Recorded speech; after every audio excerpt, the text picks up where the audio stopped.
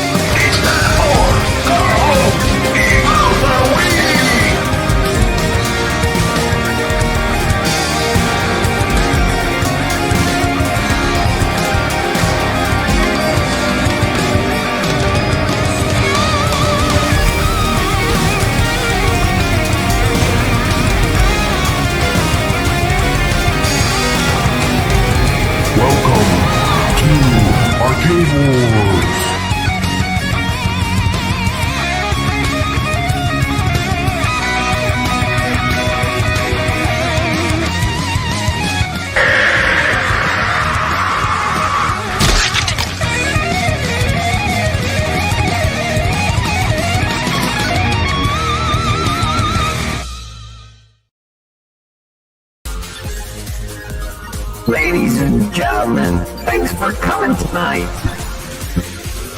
We're gonna do the Arcade Talk show. Yeah, that's right here. The Arcade Talk show. That's right, we're gonna do it tonight. Come on, people, let's do it. Let's do the show. What show is that? That's the Arcade Talk show. Yeah, who's on tonight, you ask? You know who it is. P. McCluskey. And who else? You know who it is? Papa Brad.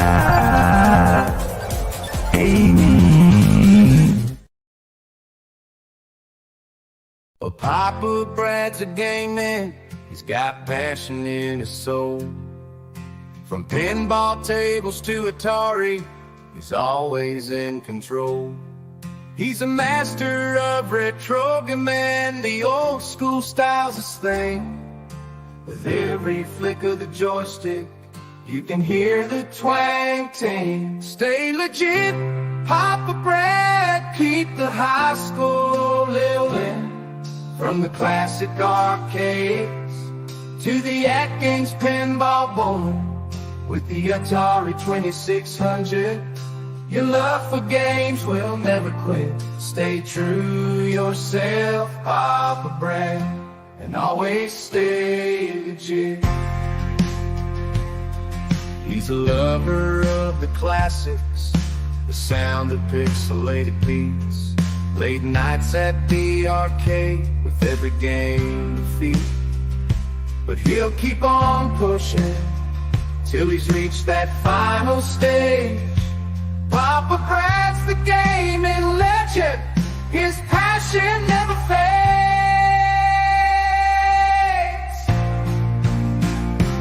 Stay legit, Papa Brad, keep the high school rolling. From the classic arcades to the AtGames PInball board. With the Atari 2600, your love for games will never quit. Stay true yourself, Papa Brad, and always stay legit. He's a Welcome. All right. Happy New Year. Team McCloskey, Happy New Year to everybody. 2025. Happy New Year, everybody. It's been a short hot minute since we've done a Thursday show, but I'm glad to get back into it. And this is the first show of 2025. Team McCloskey. It's only been, we only missed 1 week. It's only one week we missed. I know. It seems forever, though. I know. It seemed like forever. Because Christmas happened, New Year's happened. And yeah. It seems like, we haven't streamed in like a month. Yeah, I know. Hey, we got a lot of people here. We got Brooklyn Menace just coming in. We all got in. And we got everyone here tonight. We got all the peeps. Let's see. We got Dan Z, Marine 50, Jason. We got Sacro, Danny Johnson, Elio, Tomato Grass. By the way, Tomato Grass did a great stream on Sea of Thieves. Be sure to check that out. That was awesome. We got Mad Dog here, and subscribe to his channel. I am with all three of my channels. We got Ray de Latouri's here. We got Ojib here. Good to see you. We got Vader 640 here. We got Goofyfoot here. Mad Dog's here. And Real Creamer? We got the Real Creamers here. We got Mad Ben Hand here. And we got the whole crew here, Team McCloskey. Welcome up, everybody. Happy New Year, 2025. Happy New Year. Can't believe 2024 is already over. I know, man. What a year. What a year AtGames had, huh? I mean, they did so much in 1 year. It's hard to believe. What's up, Biggie Fries? Yep, they did a lot, man. Got us the 4K pinball machine. Got us all these tables. It is unreal. Like, I literally look back. It's like 1 year. Like, I looked at my videos. There's like 1 year ago, we were just getting Addams Family in January. Crazy. Did we actually get it in January, or was it February? Was it end of January? It might have been February. We were talking about it, I think, in January. Yeah. Well, I think so. But I mean, if you look at the progress, it's almost unreal. I mean, Team McCloskey, I mean, they've just done so much. Lynn Johnston, welcome. Yep. 208 tables. 208 tables in 1 year. 1 year. Including the fixing the Zen tables, which was a milestone accomplishment. Yes, that was a huge accomplishment. I mean, kudos to AtGames. I mean, product of the year for sure. Actually, kudos to AtGames, Magic Pixel, Zen Studios, all the teams that make what is the 4K pinball experience. True. I mean, big, because it took all of them. It took a team to make everything happen for sure. Yep, for sure. They did a great job with all the stuff they had accomplished. I mean, they came over a lot of different stuff throughout the year. Like you said, the flipper lag, and that was a big one. I mean, that was huge. Some graphic. They came out with all those skins. We started off with just Addams Family, and then we got Snoopy, Dinosaur Dynasty. They got Jurassic Park, a massive IP. Yep. And next this year, Star Trek. This year we're gonna, they got the Star Wars IP, which is massive. That is a huge, huge IP to get for just 2 years in. I mean, that's an accomplishment. Not really, it's coming out February 19th. I mean, it's really 1 year in, really. I mean, we're like 11 months, basically. Yeah. I mean, it's crazy. People forget. I mean, there's nothing even close, and that's why all the content creators are all going to be switching to AtGames, because AtGames is where it's at. We knew it long ago, but they're all going to be switching to covering AtGames, Team McCloskey. So 2025, hold on to your hats. There's going to be tons of AtGames content. Hello, folks. Anyone call a doctor? Dr. Mario is here. Dr. Mario's here. Yep. Starts all the fun really starts. When does it really start? February 19th for Zen, but where's the Magic Pixels? What's their date? January 30th, really. Yeah. Really, the fun starts. They're taking it seems like almost taking like a little pause before the starting off the frenzy again.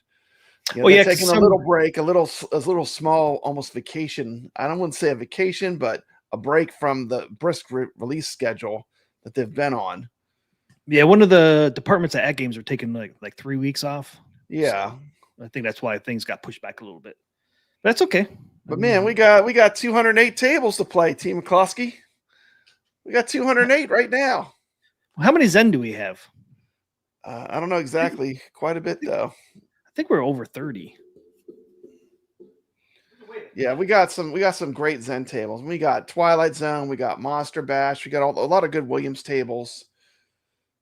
World Cup Soccer. We got tons of Zen tables that are top notch. We got a lot of S tiers. Back to the Future. We got 39 Zen tables right now. 39. I mean, 39, man. Wow. There's so many good tables to play now. It's almost like, we've got a lot, we're blessed. We really are blessed. We got a lot. We got a lot of good. I didn't realize we had 39 Zen tables already. I remember when we passed 30. I know, it's crazy. I remember when people were saying, "Oh, well, they're just going to get Addams Family and that's it. That's all they're going to get is Addams Family." Because they'll never get Star Wars, because Star Wars is, Arcade 1-Up. Arcade 1-Up had that. There's no way AtGames will ever be able to get Star Wars. February 19th is coming. And we see, here's the thing too. They're actually putting a roadmap out. How many companies have the guts to literally lock themselves into a roadmap like that? Like, they literally, I think they overshared, if anything. They told us too much, that they showed us stuff we weren't even supposed to see, I think. I think that was a bit of an overshare. But overshare there. Should have put TBA in there. TBA to be announced. Yeah. I mean, they wanted everyone to know they have the fully operational Battlestar, Death Star coming online.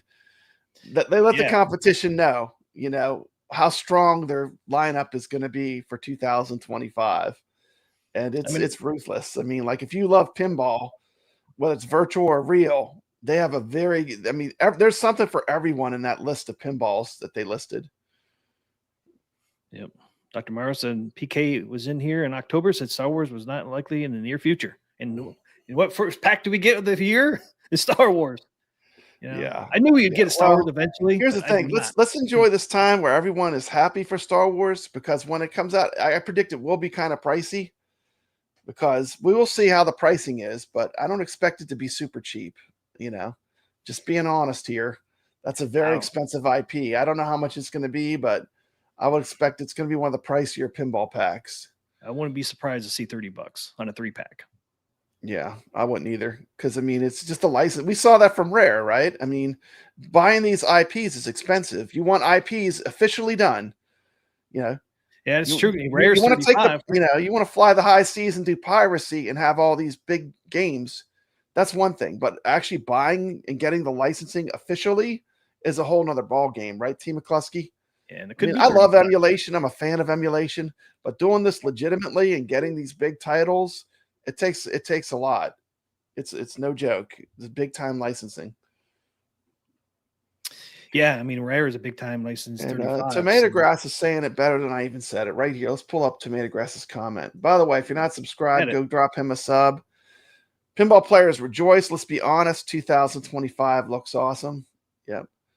And a big shout out to Tomato Grass. If you do want to learn strategy and a lot of pinball, if you're playing for score, there's a lot of strategy. Go check out his channel, and he shares a lot of wisdom with how to do well on these tables. I've learned a lot watching him play, and he's a great player. We see him at the top of the leaderboards with Mad Ben Hand, and we're always up there. He kind of tilts the cards a little bit. He didn't tell us every secret of Sea of Thieves, but he told us some of the secrets. But he always shares, and I do love his channel. I hope he grows a lot in 2025, but I enjoy his content. There's his link to his channel. Jason put it in there. Thanks, Jason. Put that in there. Hey, what's up? Way too fast for you? Yeah. Got way too fast for you? Yeah, I mean, I hope so. I think everyone wanted the AtGames Pinball cheaper. So, I mean, they had to separate the features out of the machine. That was a way to make it cheaper. That's why they did that. Ben Hands to the Grass guy is legit with his pinball. Mm-hmm. Yeah, I hope third party. I mean, I would like everything for free. I mean, but I mean, you want it cheaper. That was a way to get it cheaper. I'd like to see more people start using a general loader. On the pinball. You got one group that started to for the. Yeah, it's still not Standalone, publicly available. The standalone, the VPX standalone, no, and they're they reduced the price of the 4KP when they took away those features and separated them out. That was part of the reason why they did it, to get the price lower, because that's what people wanted. Yeah, there's only a couple things you can do to Yeah. get the price cheaper. Take the SSF kit Right out, now, they're not even showing us what can be done. So I mean, take the topper off. yeah, You know, I mean, there's only so many things they can do, and I know some people complain about them taking away the the advanced features, but there's only a couple of ways you can make it a little cheaper. yeah. I mean, I would love for them to make it free, but then again, that devalues the people that bought their machines at a higher price. So I mean, either way, I mean, it would be good if they would, but I mean, we'll see what they do for 2025. I can understand both sides, of this debate. I can understand both sides, but just trying to find ways to make it cheaper. Yeah, you can take the speakers out too, make it cheaper, and sell a kit. The speaker kit. Well, in some ways, they almost already did, Team McCluskey, because once you experience with the SSF, yeah, true, you almost feel like they did take the speakers out of it, because the SSF experience is such a higher level. Like once you play with the SSF, you're like, it's worth the extra money. I mean, it's 100% worth. That's an upgrade that's worth doing. Once you go there, you can't go backwards and go back to it not having it. It's so much better. And it's really because like it's the whole entire table. It vibrates when the ball's moving around, and it feels more like a real pinball. I mean, nothing is 100% like playing real pinball, but the surround sound kit really enhances experience. It makes it feel a lot more like it's actually physically, there's a ball rolling on the table, right? Right. It's all those vibrations and sounds. And the first time I played it with the SSF, I was like, man, it's just like such a big improvement. Now the SSF is way better than it was from when I first put it in, because they've really fine-tuned it a lot. Yeah, especially on the Zen tables, they even have tuned it in a lot more. That's the thing, and I'm just going to put it out there. I mean, I have the Ruthless computer to run OTG, and I actually prefer playing the native tables now that they've got everything wired in and they got it firing on all cylinders. The shot accuracy is unparalleled. Like, I have the Ruthless computer to do the OTG, but it's kind of, I do love playing the Arcade Talk tournaments through OTG, but my favorite way to play those is just to play these native tables, because they're getting so good. They just keep getting better and better, Team McCluskey.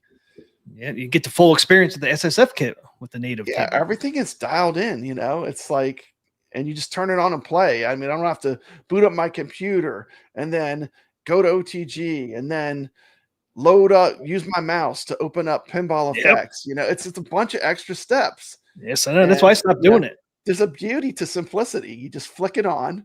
Turn it on. Select that table you want, Boom. and you're off to the races and you're playing pinball.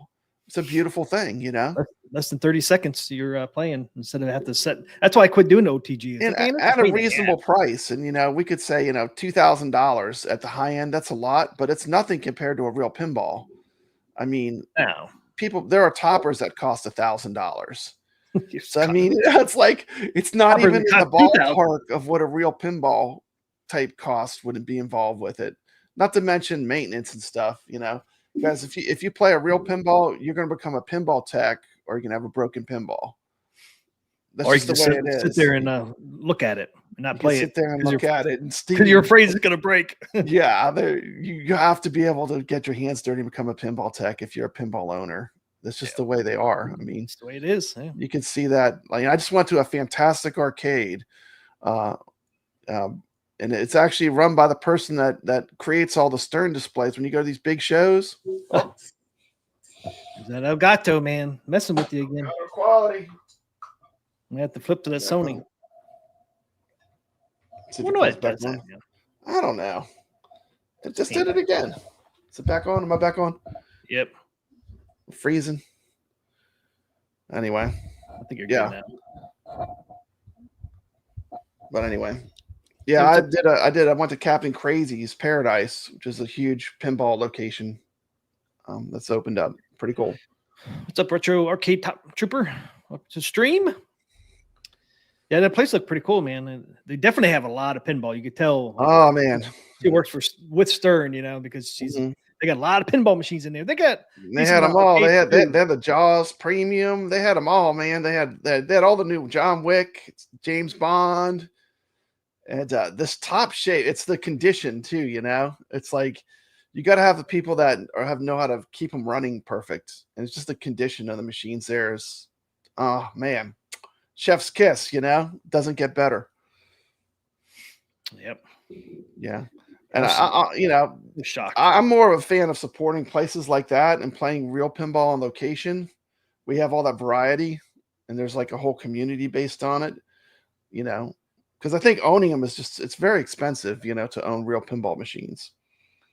Oh, I know. Yeah. I mean, how many they have there in that row, and it's like just think of the cost of maintaining all those pinball Oh machines. man, I can't imagine. But it is a great hobby, And you know what I was amazed at? T. McCloskey, more than anything, I was amazed how much better I was at playing pinball when I went to this pinball location. And the 4KP has sharpened me up. Like I couldn't believe how well I was playing. It was unreal. So there is a lot of crossover because you get comfortable with like the dead flips. You get comfortable with, you just get a lot more comfortable playing pinball by playing a lot of virtual pinball, I think. The rule sets, right? I mean, the rule sets, and the nudging too. I mean, I'd nudge my machine, it does have the accelerometer. Yep. Where you can physically nudge it. And when you play there's no buttons to press when you play a real pinball machine that make the ball nudge, Yeah. So actually that does help you actually using the physical nudge instead of the buttons. I think it did. But man, I had a blast. I had so much fun. Hey, what's up, Mark's Mental Arcade? What's up, Biggie D? Welcome to. Hey, we got Biggie D here. He's got a great YouTube channel. Welcome to the chat. I'm wearing my hat's Biggie D. This is my hat I got from Biggie D. Oh, is it? Yeah, it's from his channel. I couldn't quite read it. What's it say over there? Arcade Gamers. Oh, okay. Mm-hmm. Couldn't quite read that. Yeah, you get this on Biggie D's channel. Nice. I wear this all the time. I wear it like when I go on arcade tours. I wear it all the time. But I love it. It's good merch. Good merch, Biggie D. I got merch. You got yours. I see that. I ordered mine. It must be coming from the Pony Express. I ordered so long ago. Hey, thanks, Ray, for the 5 memberships. All right. 5 memberships. Woo! Mitchell B got one. Sam's Arcade got one. All right. Sam. Con EL1 got one. And our Ichabod Crane got one. What's up? Ichabod Crane in there. Oh, there it is. Okay. Thank you for the 5. Yeah, if anybody ever orders any stuff right now through mine, I use Spring, and they got hit by that Hurricane Helene. Mm-hmm. Was taking about 3 months to get your merchandise, but now it's down to 7 to 8 weeks. So it still takes a little while, but they got hit hard. Yeah, hard by that hurricane. They're trying to get back up on their feet. Yeah. So I ordered something, I think it was for Doc Mario or somebody, and it took almost 3 months to get. But yeah, well, they got it to you eventually. Yep, eventually it comes. I just got Gregory. I sent Gregory a mug, and I know. I saw he had the mug on his Facebook. Yeah. That took about 7 weeks to get. So okay, well, you're getting there. I'll keep waiting. Keep waiting, sucker. So let's get into the news. What's up, Kayak? That's right. You see, Doc Mario, I love my shirt. There we go. It was him. It took a while for you to get it, but find the game. Crazy, man, what hurricanes can do to people. Yep. What news we got, Popeye? What news we got? What do you want to start with? We'll start with the big story. Yeah, see if these.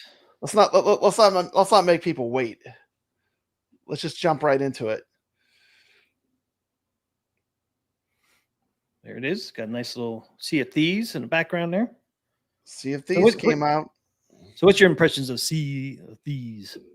My impression of it is this is the best Magic Pixel table they've made, period. Get out of town. Ain't no better You know, than Natural History 3. it is better. I'm telling you, I love this Who in table. the chat thinks this is better than Natural I hear History people 3? say they don't like it, and then they play it for like 5 hours straight.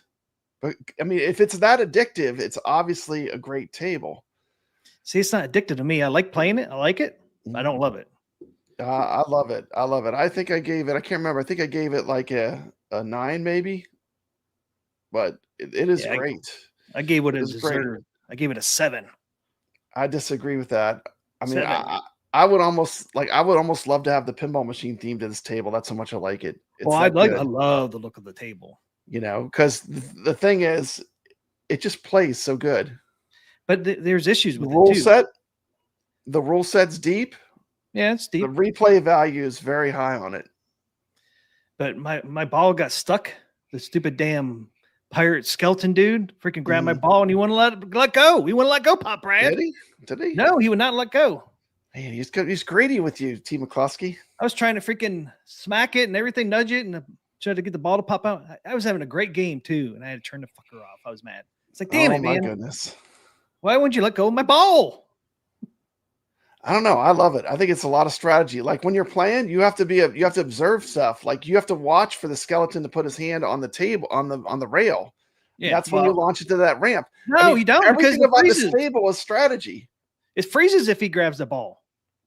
He doesn't. It never happened for me. I played it for hours. It happened to me, man. Only one time, but I played it for hours. T. McCluskey. I'm number 5 on the leaderboards. I guarantee it'll happen. Played it for hours. And this table has a very deep rule set. And once you start learning the rule set, it's fantastic. It's just like I learned the rule set, and I still don't think it's fantastic. I like it. I think it's great. I think it's one of the best Magic Pixel tables. It's up there. The only reason I gave it a 9 instead of a 10 is because I don't think it's as approachable. Like beginner people will play it and they'll enjoy it because the theming is fantastic. It has a full orchestral soundtrack. It plays music. You hear the waves. You hear the cannons shoot. Everything about it. There's so many fine things that build this table up to be great, in my opinion.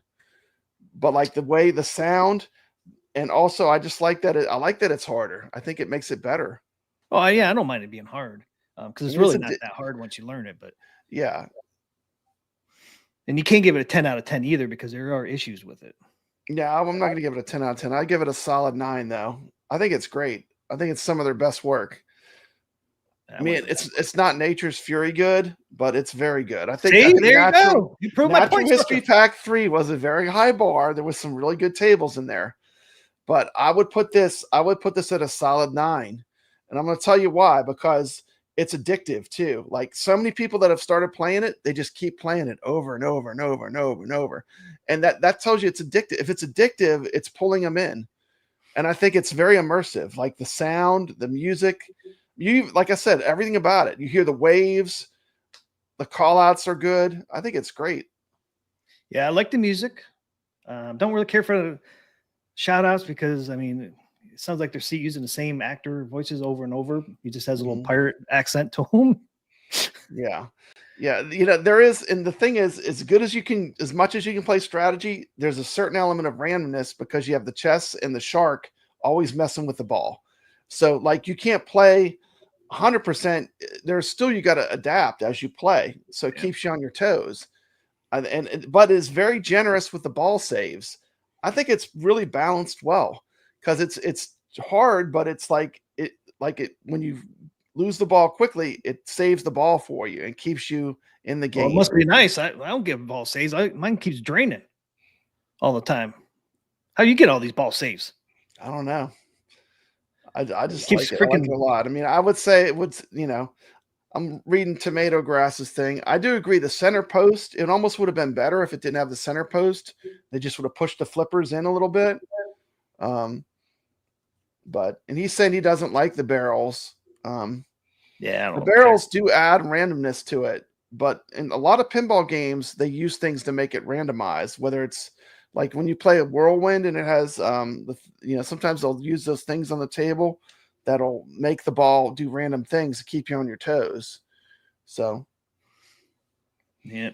So this is another reason you can't give it a 10 out of 10. We only got 1 out of 3 tables. So, I mean, I can't give the pack that high, but as the individual table, I would say this table was very strong, in my opinion. That's my opinion. You can disagree with my opinion; it's perfectly fine. But as the number 5 player on the backboard right now, I can tell you, I love it. I think it's great. I think it's some of their best work that Magic Pixel's ever done. It's my opinion. See, and another reason why you can't give it a 10 out of 10 because you got the 4 known issues, which one of them is the players may not be able to proceed past mode 7. Fate of the Morning Star, if all successful shots are not registered. See, and that's it. When the second ball for Cannonball multi-ball is locked, the resulting announcement is cut off, which is no big deal. See, they only have that one happen to me with that stupid skeleton pirate dude stealing my ball. You want to give it back? Yeah. I wish it was recording when it happened, but.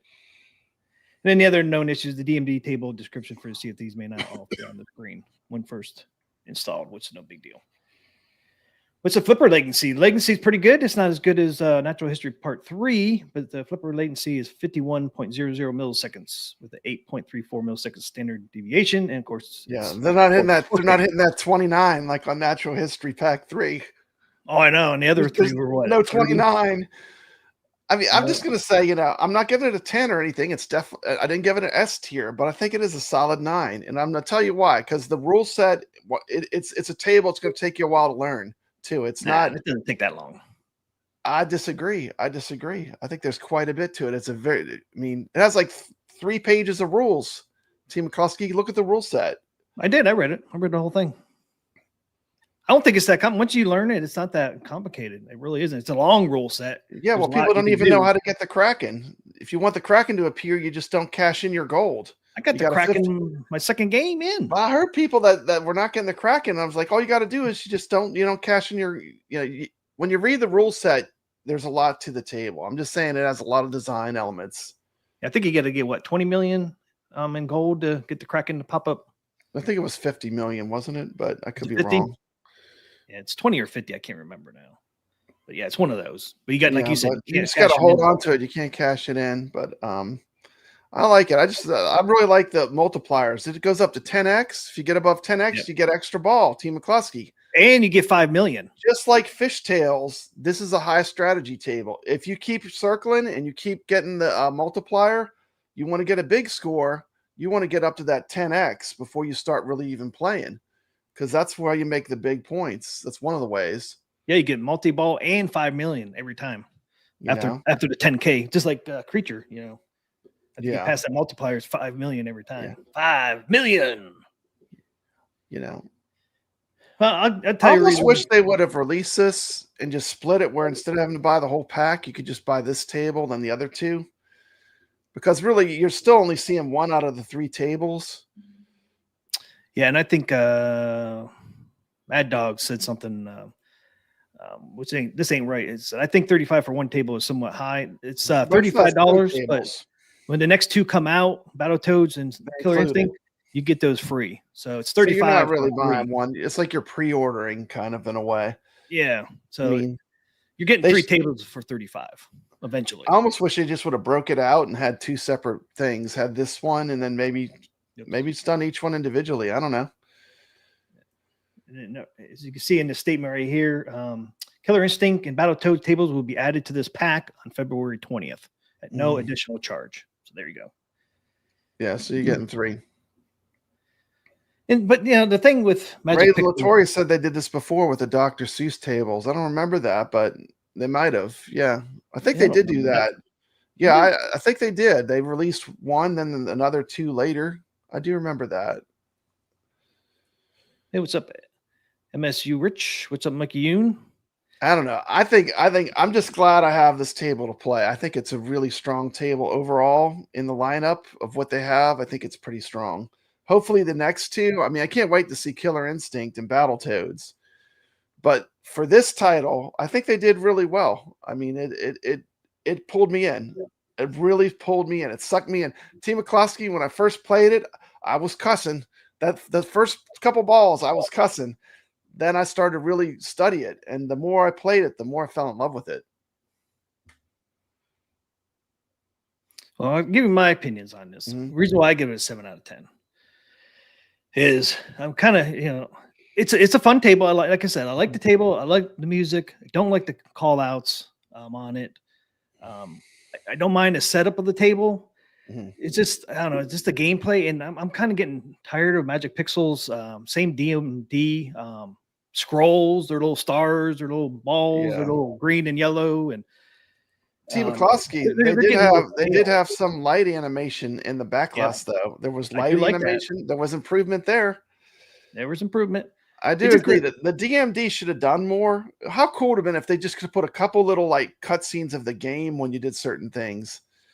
You know, if they could have added some kind of video element. And also the other, I'm sorry, go ahead and then I'll talk, but I have some things I want to say about the DMD. The things they could have done to this. Mhm. The kickback, you know, why couldn't it be a cannon that shoots the ball back into the field? Why can't the ball turn into a cannonball when you're having a battle with the other ships? Why can't the DMD have when you sink one of the battleships on the DMD, it shows the battleship sinking? I mean, it's just like they had such opportunities to do something really cool. Yeah, With this table. I think the battleship flat. sinking would have been great, especially because that is a challenge to get that done. That would have been cool. And the other thing is they should have the gold on the DMD, how much gold you have. Like it would have been so easy just to put it like right beside your score, how much gold you have. Yep. That way you know if you're going to get to the Kraken mode, you know. Yeah, they could have put that on somewhere on the DMD for sure. You know, they always use like that spinning logo thing. Yeah, it doesn't they could have went off course. They should have went a little bit more with like some game clips. I hope like with the next ones, we get to see some animations from the game or something. Yeah, because see, Thieves is a huge game. You know, it's a huge game. They could have got clips from Mm-hmm. anywhere on there. You know, and like the Biggie D said, DMD doesn't even go with the game at all. I know it's the same pattern as their other ones. With It's the same pattern as Dr. Seuss. It's the same. It's the same for all of them. So I mean, they should have changed. They should have changed it up some. I agree. You know, it's like, dang, man, you got that beautiful DMD. Use it, man. Like really use it. You know, get us immersed in the. You know, like you said, you know, video clips, you know, have us. Like where are the video clips? You know, like I just played a bunch of real Stern pinball, and I'm not comparing this to Stern because I know that's a whole nother price range, but they'd have a lot of video clips in these modern games. When you hit certain things, they have all kind of videos play, and they could do some cool stuff like that. I think I'm not saying go crazy with the video clips. I don't need to go crazy, but just, you know, some. Like you said, like when you finish that mode where you sink the ship. How cool would it have been if it was just like quickly put up a video of a ship sinking on that DMD? And I imagine to see a Thieves game, I guarantee there's a bunch of clips out there with boats sinking because that's what you do. It's all about it, right? Yeah, it's and it's one of the things you do. I did feel like they did a good job with the skeleton animations when he grabs the ball. I know you said you had a crash on you once. I didn't have that experience. He stole my ball, man. He wouldn't give it back. He stole your ball and he didn't give it back. He did. It's so funny. If ever it happens again, man, I'll have to whip my freaking. I'm not gonna lie, I'm thoroughly addicted to this table. I must have played like 5 hours of this table by now. It's insane. Like I've never been this pulled in right off the bat. I don't know what it is about it. I don't know if how challenging it is, or I mean, I just don't know. I love it. I love it. I love the rule set. I love that the more you learn about it, the easier it gets. Like you learn the tricks, like how to play better. Yeah, but I think it was rushed overall. How do you feel? Because it still has some bugs. Well, yeah, and like, yeah, it definitely was rushed a little bit. I don't know. It just doesn't. To me, it doesn't flow that well for me. I don't know. Yeah. I don't mind it being challenging because I've learned it now and I know what to do on most of the modes now. At least the ones I got to. But it just didn't pull me in. It's not one of those like, like Nature's Fury. That one pulled me in. I love that one. And Egypt. The Nature's Fury is the only Magic Pixel natural history I give it S tier too. Yeah. That is a wonderful experience. That game with SSF is just it blows you away. Yep. You know. But like I said, even in my video, I said, I'm still on the fence because we still got 2 more tables to come out on this pack. So they could blow my socks off, you just never know. But yeah, I just wish they would do more with the DMD and tie all DMD clips into the game. These the colors, like that green and yellow. It's like, come on, dude, black and teal. How hard would it have done to at least change up the color scheme on those little things they I didn't have. think about it, but the cannonball idea would have been cool too if the ball would change into a cannonball when you go into the naval battle modes. Yep, Then the you would know kickback. you would instantly know you were in naval battle mode because the ball Exactly. would be a cannonball Yeah. instead of a regular ball. That would have been a cool game design element maybe. And then But- the kickback, have it, cannon pop up, and the kickback shoots the ball out of the cannon back onto the field somewhere. I mean, it's just been something they could have did some really cool things. They did a lot right though too. I mean, the sound design is excellent. Like, it's really sounds really good. I love And the like music they picked. the more I play it, like at first you're just kind of you have that orchestral soundtrack, but when you really start listening to it, man, there's the waves crashing, there's the cannon fire, like everything about it. It's very immersive. They did a fantastic job, I feel, with it, like the soundscape of the table while you're playing. Yep. I like the way the pirate kicks open the treasure chest too when he steals the ball. I do like that. Yeah, as long as it doesn't crash, Team Klosky. It never crashed for me. It crashed for me already, man. Yeah, it's just weird. I had one bug where like the ball, it went. Like there's the captive ball you hit. Yeah, I hit the captive ball, and somehow the ball actually went into where the captive ball is, and I had both balls in there. Was your game over? I could never get it to. No, I did. There's a reset ball feature that you can use. That's right. Yeah, there is. I did try that. It did save it. It did save it, and I could still keep playing. But it was the craziest thing. You wouldn't even think that would be possible. Like, how did it do that?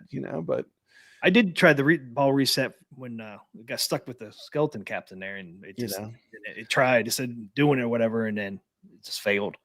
I feel like they could probably patch this game and make it even better. I mean, hopefully they'll continue to work on it, and they can add some little more polish. And just like that. I don't know. I mean, it's big thing for me is they would change up the DMD scheme. I mean, they use the same graphics on a DMD. It's like, man, come on. Like Doc Mario says, I swear if that rainbow DMD shows up on Killer Instinct, somebody's getting a strongly worded letter. See? It's like everybody's getting tired of that. It doesn't go with the themes at all. It doesn't go with the theme. I mean, but you could do it with they were doing it. Even Dr. Seuss does that, where it has the similar DMD with the swirls. They need to mix it up, Yep. Yeah. I mean, you use the theme of the table on a DMD. That's all I ask. Yeah. Little clips. I think they could have, because they had a lot of great artwork they had sent, to show us kind of some of the ideas they had. They could have definitely put more artwork into the DMD. I think the play field looks great though. Yeah, I'm not. Overall, it's a pretty good looking table. I mean, it looks good. It looks like it's in 4K. I mean, you don't have to ask if it's in 4K with a play field, Yeah, it's definitely in 4K. Even release notes says 4K. They got the thing wrong. They got it backwards. But yeah. At first I was like, wait a second, this ain't 4K. It's only 2160. I'm like, oh shit, they got the things flipped around. Because it showed 2160 by 3840. It really should say. What surprises me the first time I played it was like a lot of times on these virtual pinball games, like when you hit the treasure chest or the megalodon, it stops the ball. It doesn't like go through it and give you the points, right? Yep. So that blocking that it does makes the game a lot more challenging, I think. Because it randomizes the gameplay somewhat, right? Because you never know where a treasure chest is going to pop up or when the megalodon is going to come swim out and mess up your ball, So, I mean, I feel like it has a certain tension because of that. Yeah. Happy New Year, Mikey Yoon. Way Too Fast says Magic Pixel equals lower budget versus Zen equals premium. There you go. Yeah, I was hoping. I don't agree with that, but I was hoping Magic Pixel would learn some from Zen and kind of incorporate some of that stuff into their Magic Pixel has some. What about Dr. Seuss? The Grinch Who Stole Christmas. That's to me is S tier. That's as good. But the DMD stole the same thing though. The stupid DMD. But it doesn't matter on that table. It's different. This is a themed IP. I mean, I think that's different with that. Yeah, I do. But hey, thanks Chaotic for the $5 memberships. I'm gonna stick with mine. I really do like this table. I'm gonna stick with a 9. Thank you, Chaotic. Jason got one. David got one. All right. B. Kirk Kirby got one. I don't know how to say that one. Got one. King Ed got one. Woo! Thank you, Chaotic. So, for that so it looks like if we're just going by the feedback of our chat, the feedback is that the DMDs need work. So if the area to focus on to improve would be the the DMD part of the table could use some work. Yep. Just looking at the comments. We have some good jokes in the chat. I don't know if you've been reading them, but Oh yeah, I have. yeah. Where do pirates like to go for fun? The arcade.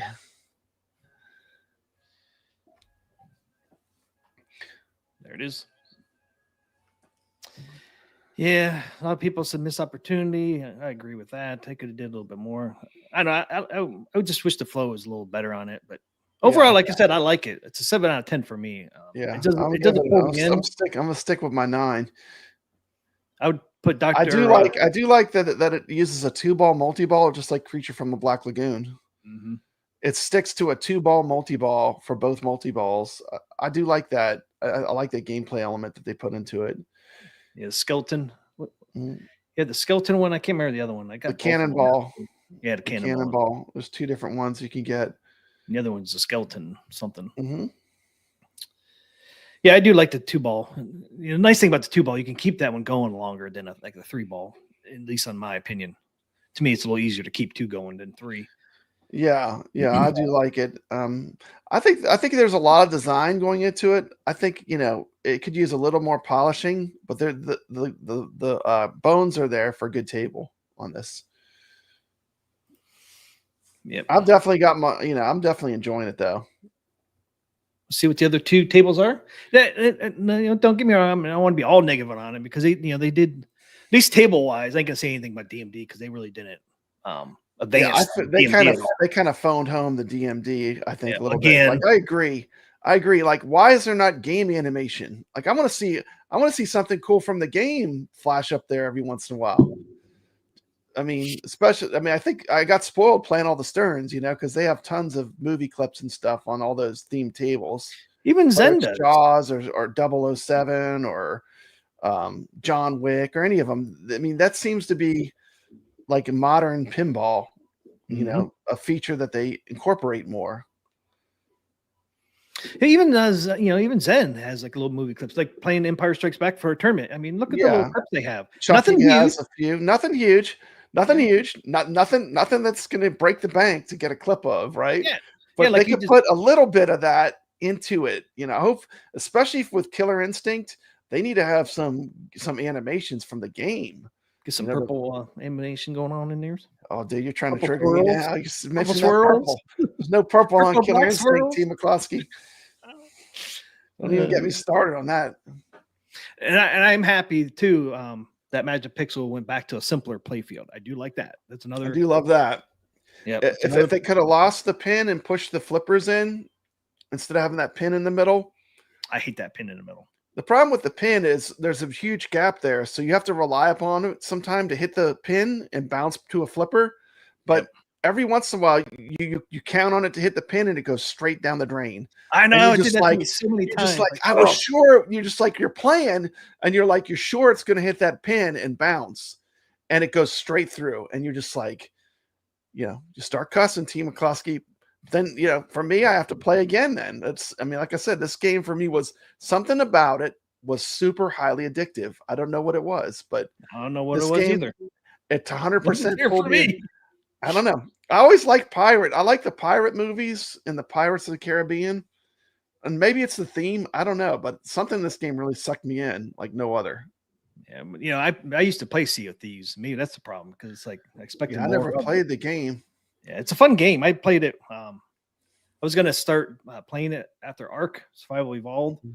So I played it for a little while because I was going to start, do videos and stuff on it, but I didn't end up doing it, but I played it for a while. It's a fun game. And I think I was hoping they'd incorporate more of the game into the field, to the pinball table, but they really didn't. They have a little bit of the look. That's a shame. That's definitely a missed opportunity. If they didn't incorporate a lot of the game into it, they could have done more.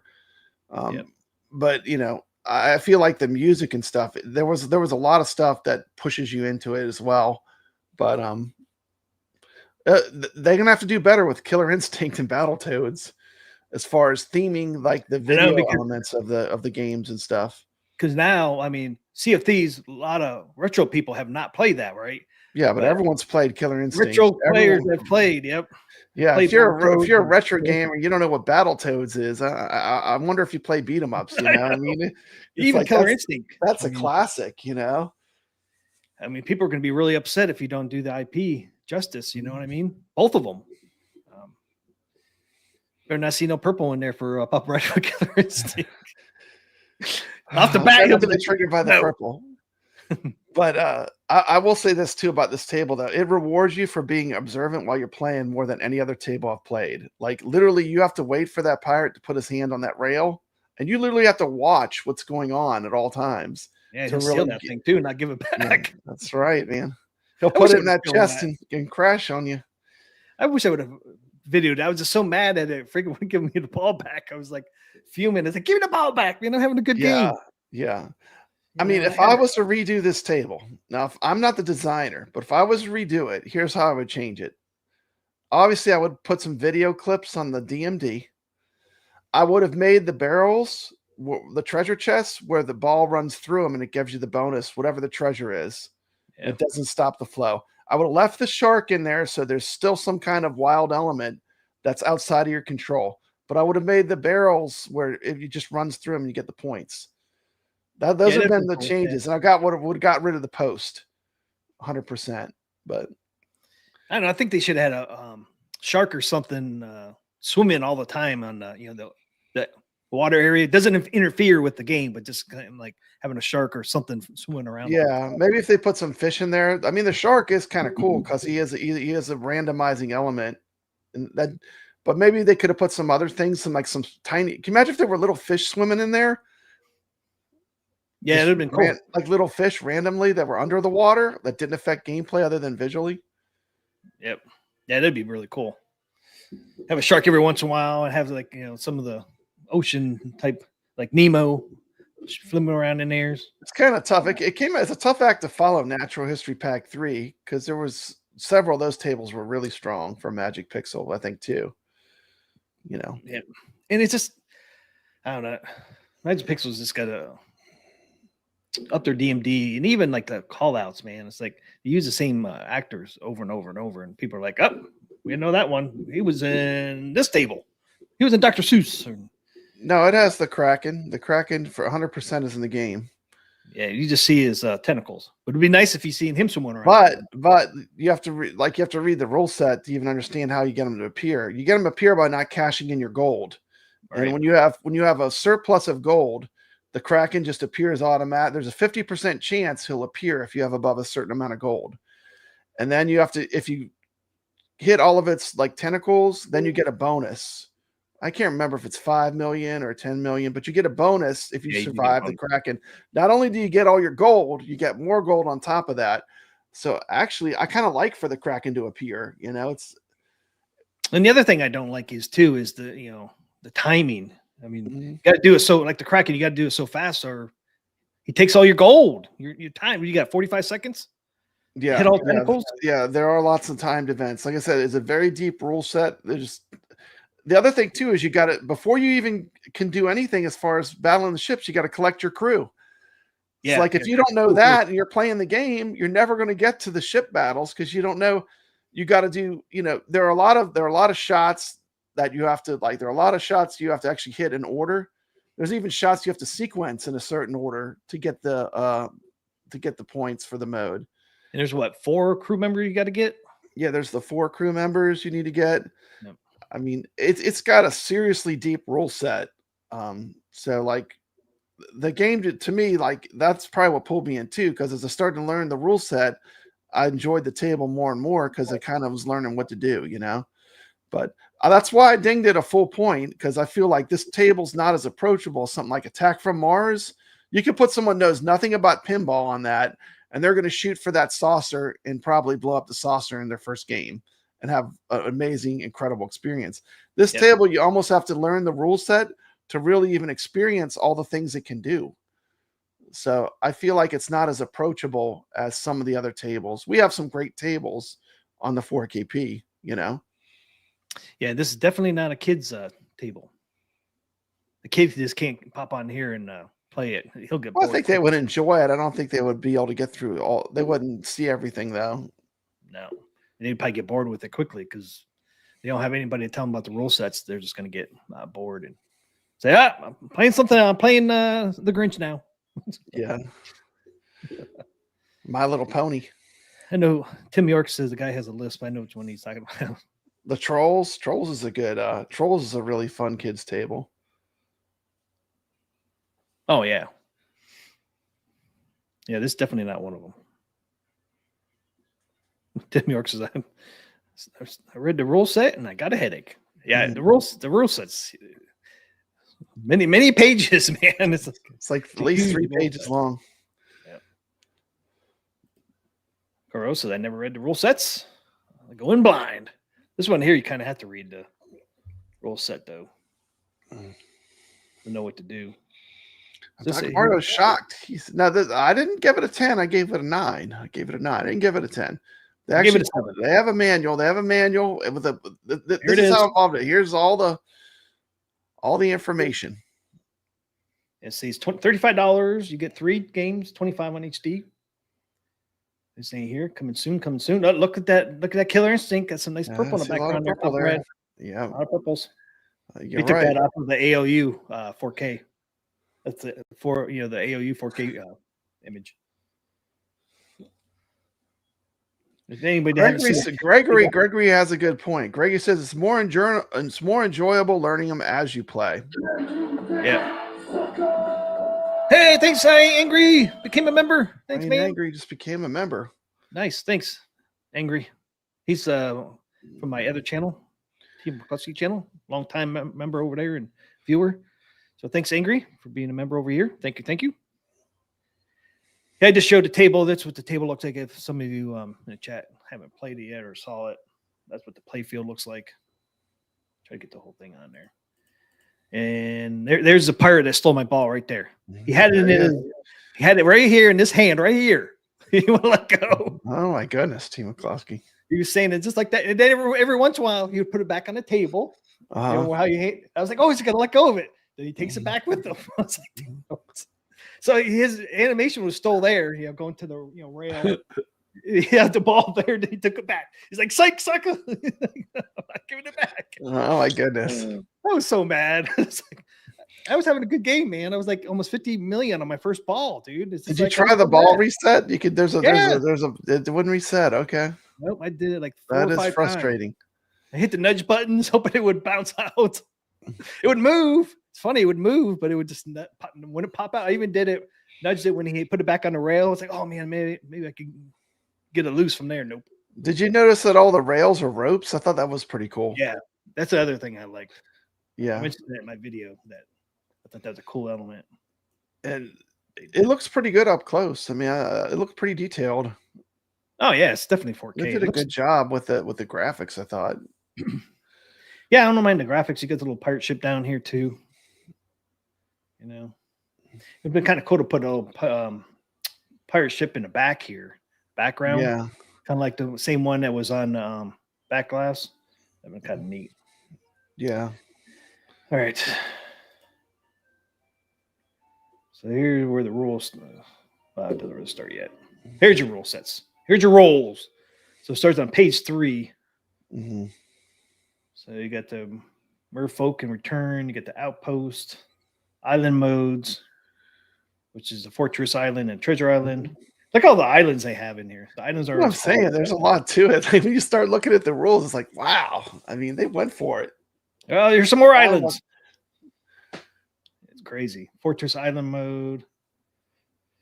See, this is where, like the Fortress Island mode, you can get the 3, 4, or 5 million in gold. Mm-hmm. It's like different Treasure Island mode, kind of same thing. Here's your crew that we were talking about. Mm-hmm. Yeah, there's 4. The helm. Yeah, see, to even engage in the naval battle, you have to get the crew first, and you have to get them in order. Thanks, Tomato Grass. Oh, was Mad hey, Dog. Angry. Who gave Oh it? my gosh, Oh, we're gonna be here Angry for a gave while. 50. Wow. We're gonna be here for a while. Members. We'll be here for a while. Thanks, Angry, for the 50. Wow.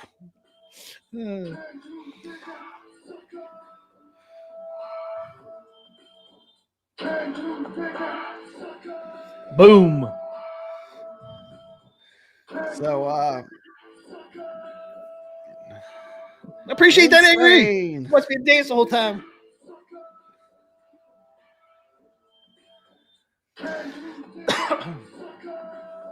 Can't sit there and dance the whole time. I'll be passing out somewhere. Yeah.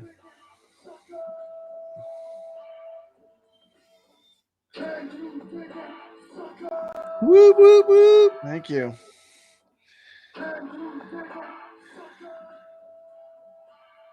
That's a lot of suckers. That's a lot of suckers.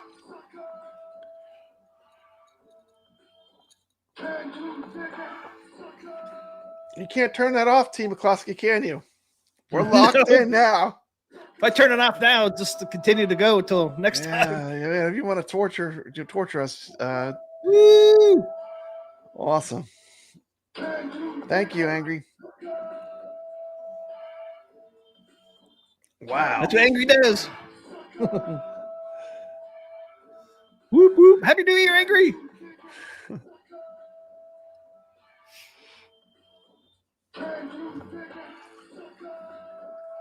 You got to be just about there, right?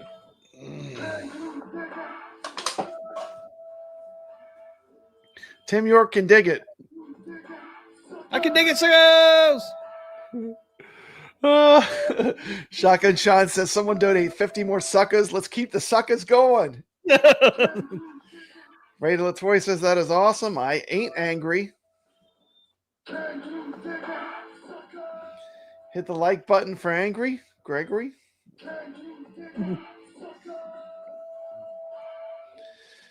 Carlo coming in with some suckers. This is the sucker Jason show. Alien says he's surrounded by suckers on this show. Tim York's digging it. Raylan This Troy we says thought it that's a was lot of 10. suckers. 50 more of these guys might have a heart attack. Man, it goes right over your face too, Team McCluskey. I know. Woo! Woo! It's kind of off-centered.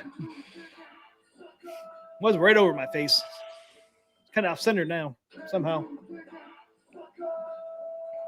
A sucker is born every day. Better than doubloons. There you go. That's over my face. Oh, you moved it. Look at that.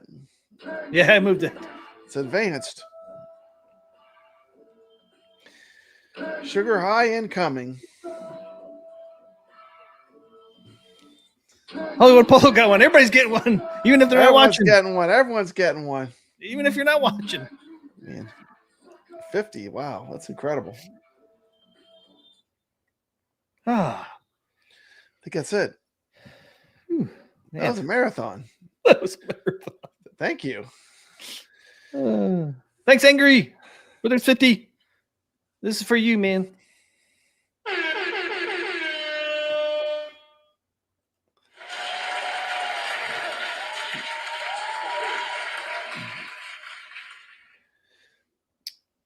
All right. So what page are we on? I don't know. Well, once again, the naval battle, you have to hit them in order, the crew. So you got to gather the crew. So you got to hit the left ramp and right lamps. Left, then right, then left, then right to get all 4 crew members.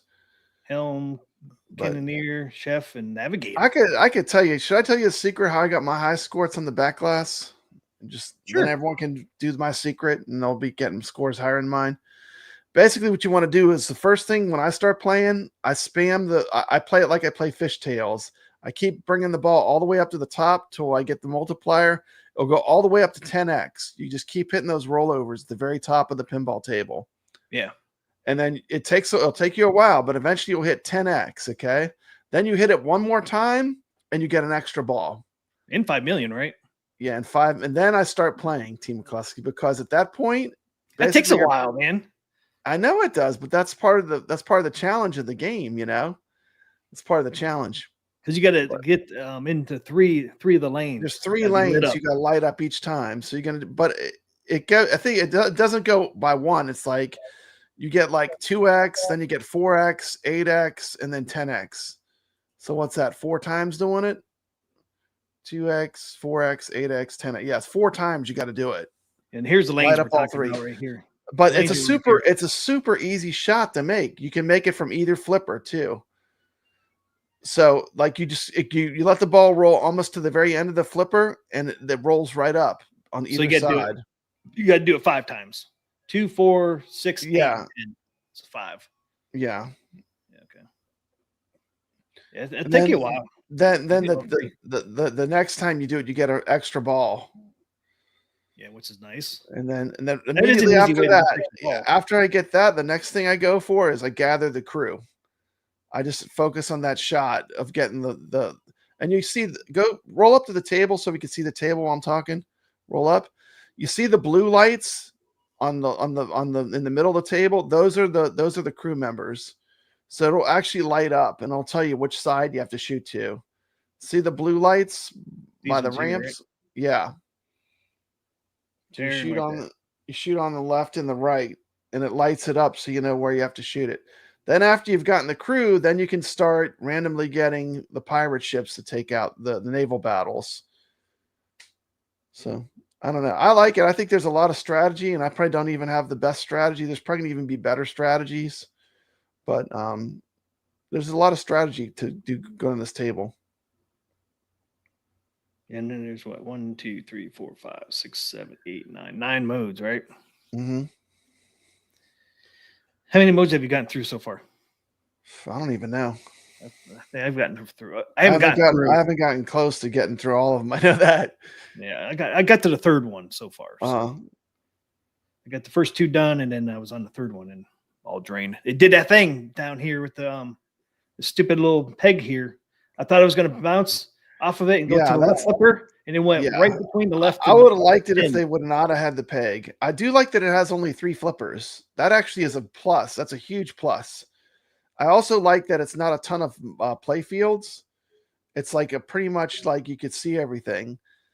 But I feel like if they just would have moved the flippers in and not had the peg, I would have liked it even more. Yeah, I would have liked that. The problem with the peg is sometimes you have to rely on it because that's a pretty big gap and the ball's going to hit that spot. So if they could just brought the flippers in a little bit and not had the peg, I think I might have liked that. But I don't know. Yeah. It's kind of cool though. It's a pirate on the peg. Yeah, overall, maybe it's those trips to Disney and the Pirates of the Caribbean ride. Maybe I would just have a soft spot for pirates. I don't know, but I still like the table a lot. It's just really, I enjoy it when I play it. No, the other cool effect would have been, when you hit the slingshots, they shoot at each other. They do shoot at each other. That is pretty cool. It would be cool if like a little puff of smoke would pop out of their gun. It would be kind of cool to see a little smoke come out. I wish they would have done something more with the Megalodon too. I know he's just a chaos agent. Like he just rolls around he goes across the ocean and moves into your ball. There's the Megalodon there in the corner. But it would have been cool if they would have had some kind of mode where he was more prominent, Well, it'd be cool if they did like they did like the Dinosaur Dynasty 2. Yeah, where they had some kind of giant like where he popped up out of the like maybe you saw the teeth from the bottom coming up or something. I don't know. Yeah, we had the same thought, same time there. Yeah, really cool. Had that big Megalodon come up. That would have been cool. Yeah, that would have been really cool. I'm kind of surprised they didn't, since they did on Dinosaur Dynasty 2. So we did pretty strongly disagree. I definitely like this table a lot more than you did. I liked it a whole lot more than you did, but that's fine. Yeah, it just didn't pull me in, man. Just not. Yeah, it totally. This table really sucked me in. I don't know what it is about it that I love it so much, but I do love it. I mean, I like it, but I don't love it. And I think too, it's just like it's almost like it's same old with every Magic Pixel table. Not the setup, but this like the call out. I feel like this one, the music and everything was a lot different on this one than no elevator music, T. McCluskey. But you get the same guy in a shout out. It's like kind of change it up a little bit, man. Give us some little clips on your some video clips. DMD. Some video clips would be good. Instead of the stupid ball rolling, spinning, and stars and green and yellow doesn't even go. And just thinking about the table now, I put so much time into it. If they just would have made it where the treasure chest had just rolled over them, I mean, it wouldn't have been. Some people get frustrated because you can't control that. That's random, right? Right. It's a random element that you have no control over. But I don't know. I don't mind the shark so much as the treasure chests. Randomly, sometimes because like you'll be playing a really good game and a treasure chest will randomly appear and cause you to lose the ball. Damn, 6 pages on the rule set. 6-page rule set, guys. I know that's a strength though. That's why I like that. It's a lot of strategy with this many rules. Wild Rose. It just depends on what you like. If you like tables that it's going to take a while to learn how to play it, this is a table with a very deep rule set. Is mode 7. If you don't hit all the things correctly, you can't get past mode 7. That's one of those known issues right now. Huh. Well, I don't think I've gotten that far, so I don't have to worry about it yet. In this mode, you must hit the top left eject hole 2 times in a hole beneath the center ramp 3 times. Each successful hit awards 5 million points. Completing the mode awards 40 million. So I guess if you don't do it in sequence, so you have to hit the 2 times first and then the 3 times on the that ramp, whatever. And I guess if you don't do it in that order, you can't get past mode 7. It's a glitch, though. I mean, it's a known issue. That's tough. Hopefully they'll continue to work on this one and polish it even a bit more. I feel like they do add. I think they were on a timer to get this released though, because the tables have already been out. Well, yeah, they were. I mean, we were supposed to get this back in November originally. I know. It kept getting pushed back, or maybe even October. It was got it. I know it's been delayed several times. Gregory says that Godzilla from Stern has a 19-page rule set. I can believe that. I can believe that. This is only 6 pages. We're getting off easy. It's only, but compared to a lot of the other tables, it's fairly complex, right? Yeah. Yeah. Does any other Magic Pixel have a 6-page rule set? I don't know. I've read some of them, and most of them are not very long. At least on the actual pinball machine. And that's the other thing too. Is like Magic. I understand Magic Pixel back on the HD version why they had a kind of a generic DMD because you didn't have a dedicated one, but they're using the same images as they did on HD. There's like been no improvement on their DMD. It's like utilize the awesome DMD we got. Yeah, we got a whole screen. I mean, certainly they could do a great screen too, man. I mean, it's an awesome screen on that DMD. It's good quality. You can do a lot with it. But yeah, Goofyfoot's leaving. Good. Thanks for watching, Goofyfoot. Have a good evening. Have a great night, Goofyfoot. Yeah, I hear you on that one. Gregory says Battle Deluxe would be an example of a Magic Pixel that has a long rule sheet as well. All right. Let's check that one out. Is that one I've checked out? But yeah, instead of using those colors, on the DMD, like those rolling color or whatever, and they just put the little clips in there, little clips of the game. It'd be so cool. Yeah. Just take it to the next level. Like there were certain, like when you sink the pirate ship, there should have been an animation, and it should tell you at all times how much gold you have, because you can't keep track of that. I can't, how can you can't keep track of that in your head, Yeah, and the DMD is big because you need a certain amount of gold for the Kraken to appear, right? So it thing up there. It's a gameplay element, I actually like the Kraken appearing though. Like to me, that's part of the fun. I love it when he appears. Like I actually look forward to it. Like when I get it, like I'm not really frustrated by it. It's just like it's one of the cool things that the table does. Well, yeah, and I think it's fairly easy to get those tentacles too. Yeah, it's not a hard mode to get through, and then you get the bonus usually when you get through it, which makes it pretty cool to do. Okay, here's the Kraken mode. Okay. Once you accumulate 15 million gold is how much you need. Yeah, so it's 15. And there's a 50% chance that he appears. Yeah, that hasn't been traded at the outpost. There's a 50% chance the Kraken will attack your ship, attempting to steal your gold. This starts the Kraken mode. Yeah, you got 45 seconds to hit all 6. Yeah.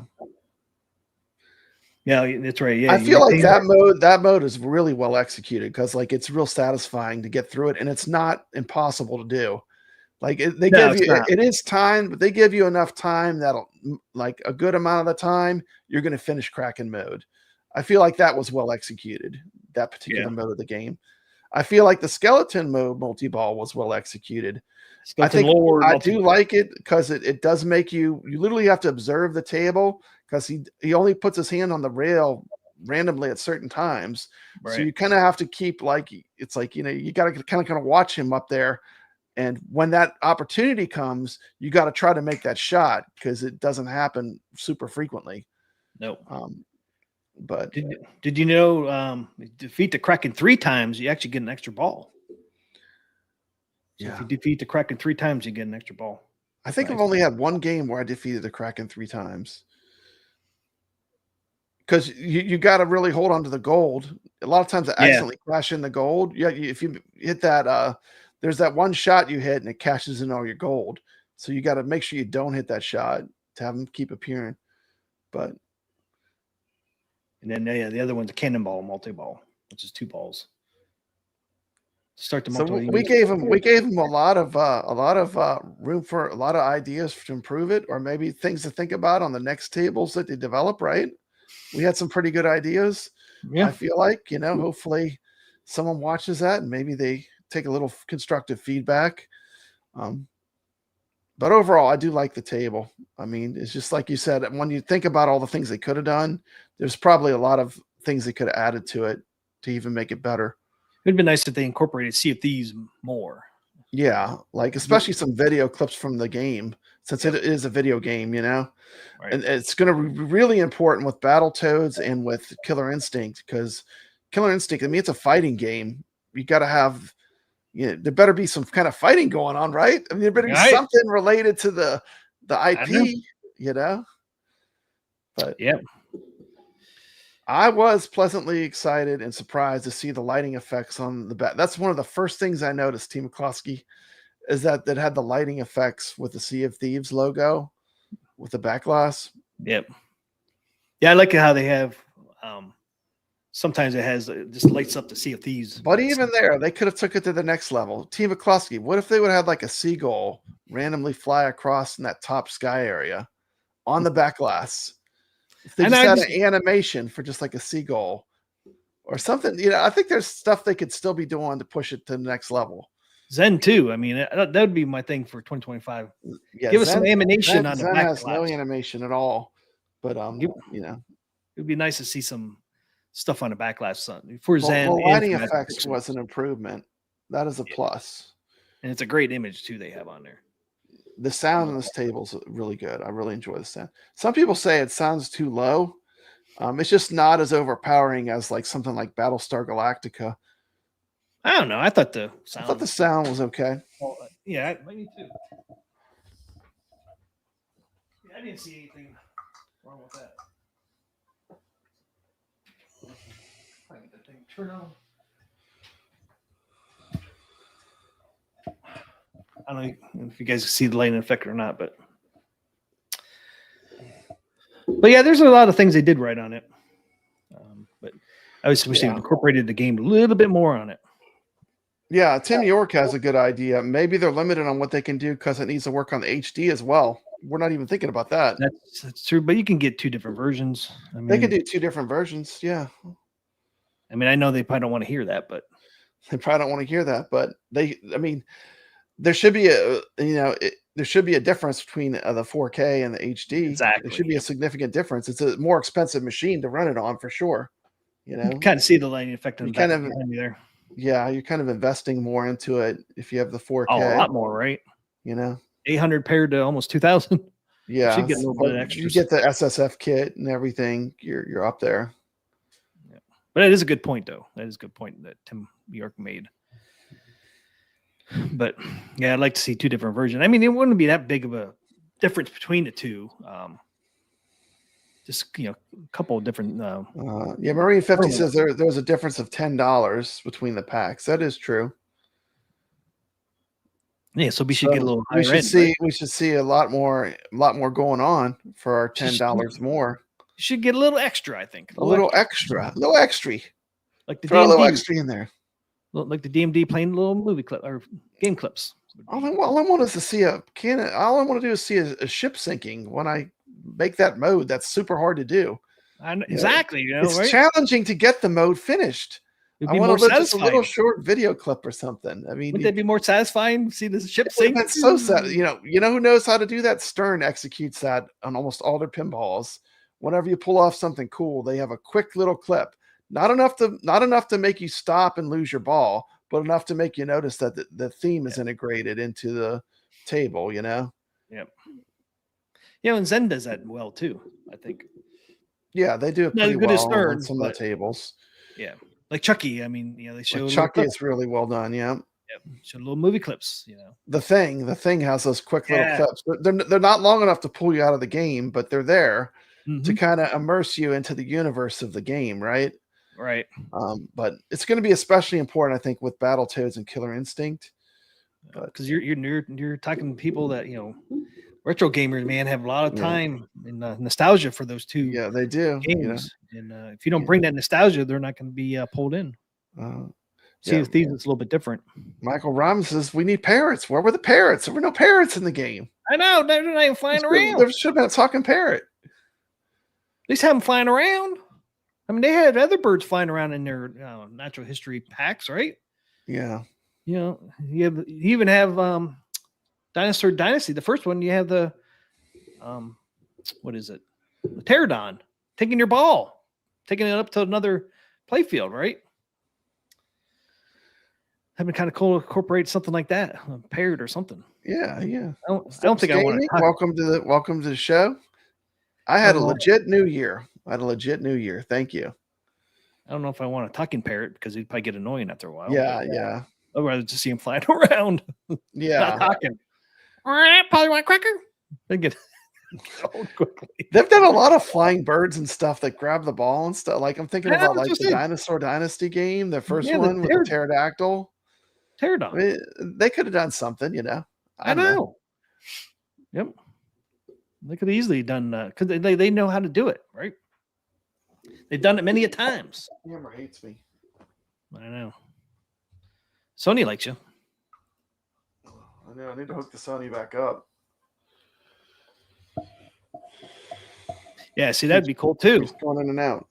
When you're in the battle mode, you see two battleships shooting at each other. Mm-hmm. And then once you sink it, it shows the ship sinking. Yeah. That'd be cool, man. That'd be cool. It would have been cool. See, missed opportunities, man. Missed opportunities. Okay, so Sea of Thieves, pretty strong disagreement. I liked it a lot more than you. What's the next topic, Team McCluskey?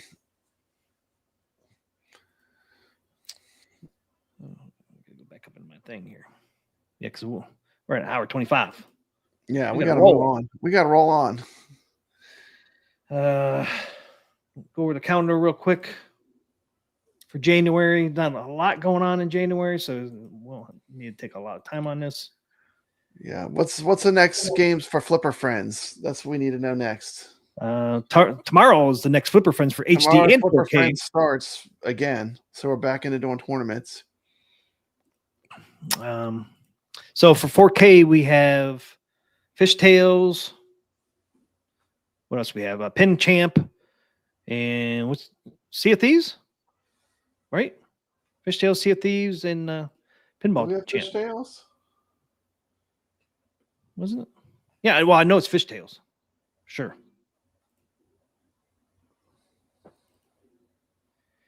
Yeah, Fishtails, Sea of Thieves, and then Pinball Champ.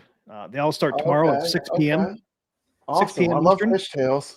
So we got Fishtails and Sea of Thieves in the same week. Yep. That is fantastic. Those are two great tables. This can be a fun week. All starts Yeah, a lot of tomorrow. fun. That's AtGames 4K. I love Fishtails. Pinball 1. And then HD has Wipeout, World of Microbes, and Pinball Champ. That's good. Wipeout is a classic. That's a Gottlieb classic, man. That's a great table. I'll definitely be getting on that one. I do try to play I these like the XP. World of Microbes a lot too. That was my second favorite. Right after Nature's Fury, I rated that number 2 out of the 4. That was my second favorite one Oh, did you? of the Natural History 3. Yeah, so I put them in order by how much I liked them. Yes, Ray. I think it is the original Pinball Champ. I don't see Deluxe on there or Retro, so it should be the original Pinball Champ. I think judging from you, you like the Dinosaur Dynasty 2 more, huh? Then the How 3. would you rank the 4 Natural History Pack 3 tables? Well, I think the Natural History 3 Pinball Pack is the best pack Magic Pixel's done yet to date. Yeah, it's the best pack for sure. Of all tables, of all the 4. table packs they've made, yeah, it's the best pack that they've done. I agree with that statement. Yeah, because all 4 tables are good. You know, like the first one, there's always that one table is exoplanets that nobody really likes. Yeah, There's some people like that it, one. Some people I liked don't it, but yeah, I don't like it. But yeah, I think Natural History 3 is definitely my favorite pack. yeah, Magic Pixel so far. But I think you know, I rated them as follows. I rated my favorite was Nature's Fury, and then the second for me was the Microbes. Third was the Dinosaur Dynasty 2, and fourth was Insect. How about for you? Well, how would you rate those 4 tables? Which one do you think was the best? There was really no bad ones in there. no, there's no bad ones. If you had to rate them from your favorite to if you had to rank them just based upon how much you like them, how would you rank them? Mine was Nature Fury, Insect World, Dinosaur Dynasty 2, and then Microbes. Okay, that's cool. Microbes was my least favorite, but I like all 4. I mean, I like all 4 as well. I mean, there's slightly nudging each other, except for Natural's Fury is really my favorite one. I mean, to me that's an S tier. That's one of the. That's best the one that pulled me in, man. Nature's Fury. Man, once you play that's the magic, man. That table's fantastic. I just like everything about it. The sound. I do too. I love everything about it. I love it. Sound effects, and music, the lightning hitting the ball, all of it. Yeah, it actually affects the ball too. The weatherman narrating it, it's great. See, he sounds a little different, I thought. Do more of that. Magic. Do more of that. That's the good stuff. Yeah. Only negative I had, do it a little bit different on the DMD. That's it. Switch up the DMD. I mean, you look, they got their mileage out of it. Y'all used it long enough. You can't say you didn't get your mileage out of it. There's actually years. There's something called Team Cost. There's something called too much of a good thing, right? Yeah. They've used the same thing to such an extent that we're just kind of want something new, you know? Yep. I want it themed to the table. Yeah, theme it to the table, please. That's all I ask. And I'm going to say, especially for these next rare tables, because if you're paying the money to get these great licenses on these IPs, like use the IP, you know, make it nostalgic to the IP, you know, as much as you possibly can. I want to see Battletoads on a DMD. I want to see some Battletoads and some. I want to, I want to see some Kilgore. I want to see some Spinal. You know, I want to see some of them characters animated. You know, not still images. No, little clips from the game would be awesome for both of them. You know. Okay, that's history. Okay. So go back to this calendar. So there's really not a whole lot going on. We got Flipper Friends every week, every Friday it starts. We do have week 1 deals starting the 16th. That's that 50% off. Owners from used to be HD going to 4K. They get 50% off on all tables, right? Except for Zen. And maybe a couple other ones. And then I think like people like me and you, Pop Brad, I think we get 35% off that week. Yeah, I'm not sure. Oh, I did notice that the firmware update is right before the week 1 deals, right? And it probably has something to do with it. Yeah, it's probably just going to activate the week 1 deals on everyone's table. Everyone's like looking for these gigantic upgrades, but you know, I think if we see something, I'll be surprised. But I know they're going to have to do the firmware probably to push those week 1 deals out. Yep, I'd agree. So I think that's probably going to be a big part of that firmware update. Yep. And then so that goes from the 16th to the 22nd, and then 23rd they're going to have a little sale. I want to expect a whole lot there because Winter Nod comes next month, February, or we'll see a better deal most likely. And then we get a new pack from Magic Pixel. Space Shuttle Deluxe comes on January 30th. New release. Those will be cool. Those will be fun to play. Yep. The thing you like can the count Space on Shuttle. with those is that the games will have be in 4K. They won't have any lag, and those tables are just fun to play. I like a lot of the Magic Pixel tables, the Zaccaria tables. Yeah, the Zachary ones. Yeah, they did a really good job on those. So I'm excited to see the deluxe what they did with that. Yeah. Hopefully they just don't throw a bunch of extra flippers all over the place and ramps where it's I think you can overdo it. Yeah, like some of the Dr. Seuss ones, even that Natural History 2. They had some, playfield on top of playfield. Yeah. So that's it for January. Not a whole lot going on there, but of course, next February is when all the action starts. Pop Brad, February 19th it starts. We start getting Star Wars. That's where it starts. We get the crawl. The Star Wars is going to come on. Dun, dun. So Space Shuttle Deluxe kind of starts it off, right? January 30th.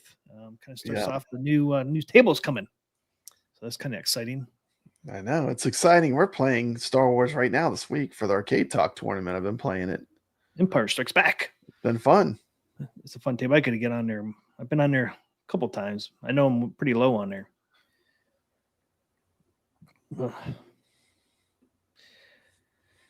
right. I'm not even going to go over the HD calendar because it looks almost exactly the same. Did they get anything new? They get the pinball pack too, right?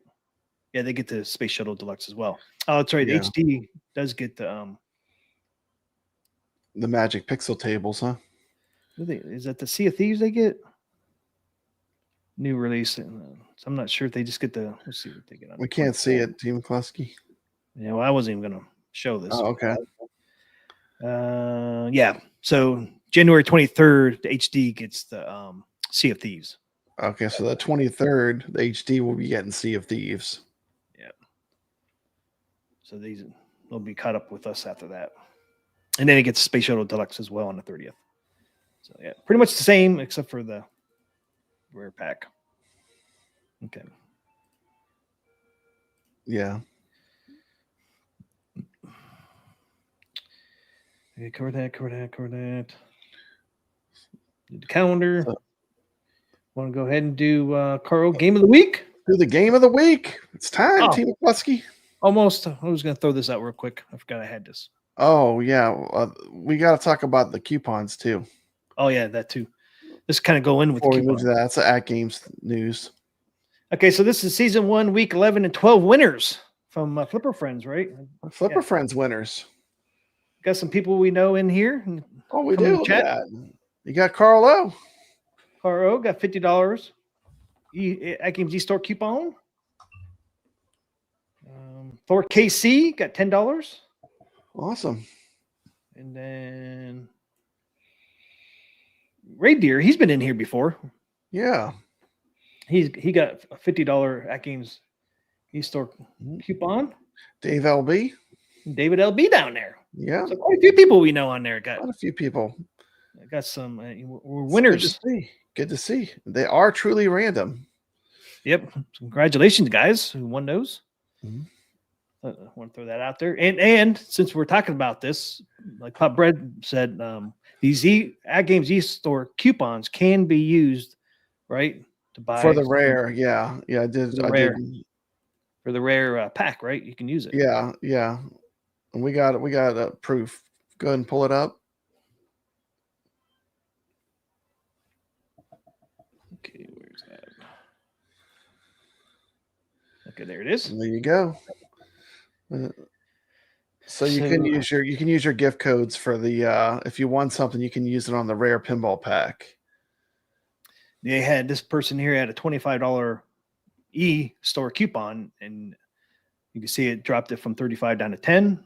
Total savings was 25. So it does work, and you see it went from 35 down to 10. So you can use it on the rare pinball pack.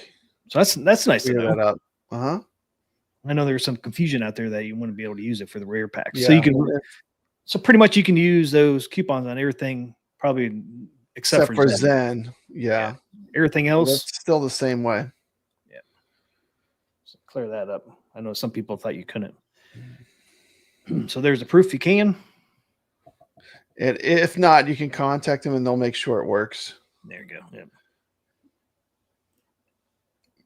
You just go to the AtGames and you hit support and fill out a ticket, and they'll make sure it works. So I did ask AtGames that question.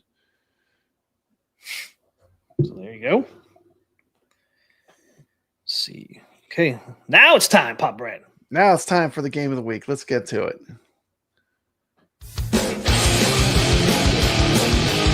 It's time for Carl Game of the Week!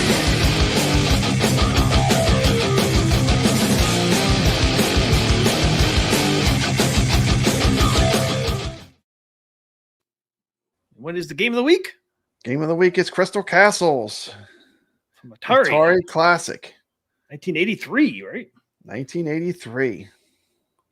Pull it up here. Boom. There it is. Crystal Castles. 1983 that came out. Wow. Long time ago. Let's check it out, T. McCloskey. Check it out. Hey there, arcade enthusiasts. Papa Brad here. Diving into the enchanted world of Crystal Castles, Atari's 1983 arcade gem. The game stands out for its unique gameplay and captivating history.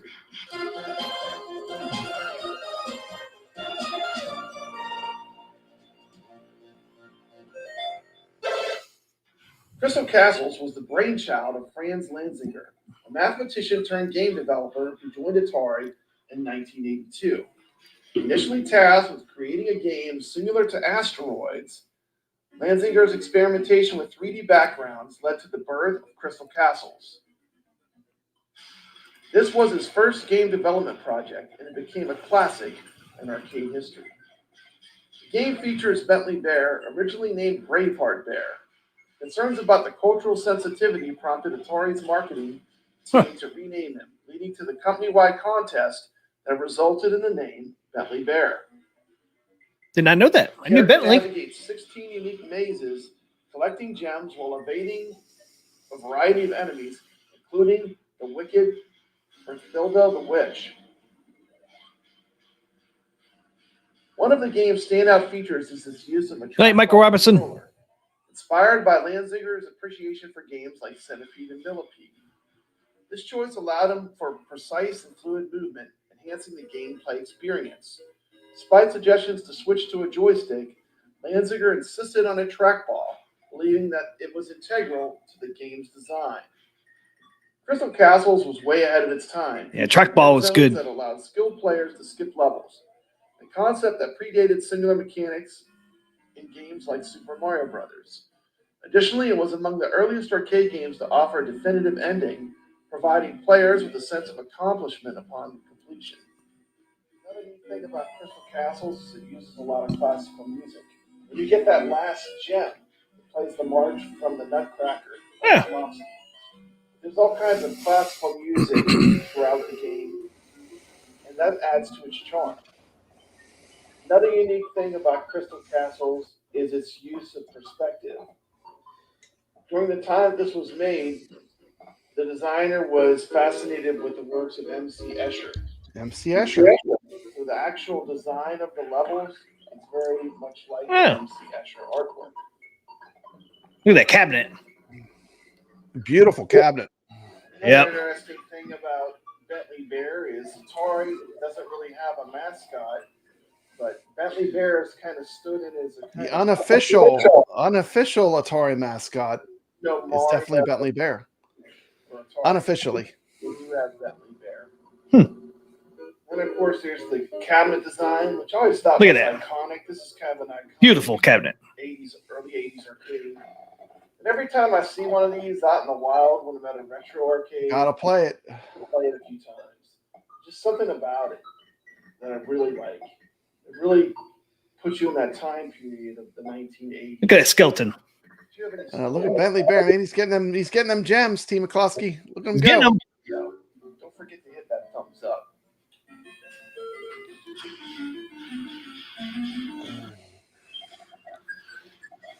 After its arcade release, Crystal Castles was ported to several home systems, including the Atari 2600. Yep. Let's check that out. Check it out, man.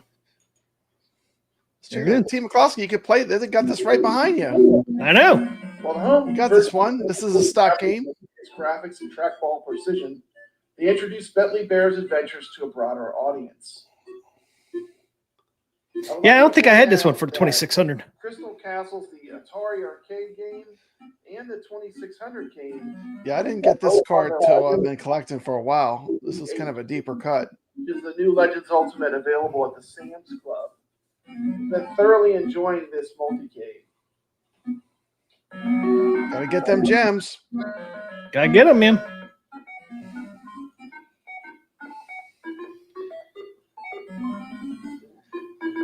And there I have it playing on original hardware. That's an original 2600 right beside it on all original hardware.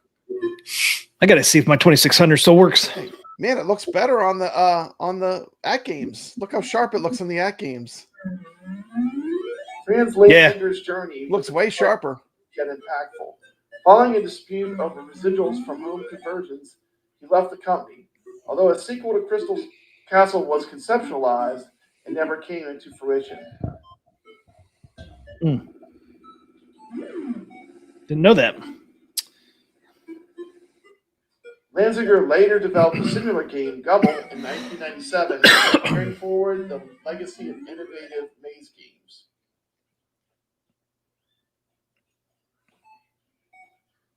Bentley Bear's legacy didn't end with Crystal Castles. He appeared in educational programs like Bentley Bear's Magical Math for the Atari ST as a playable character in the Atari Cards game for the Atari Jaguar. In 2024, Atari announced a sequel titled Bentley Bear's Crystal Quest for the updated 7800 Plus console, bringing this beloved character back into the spotlight.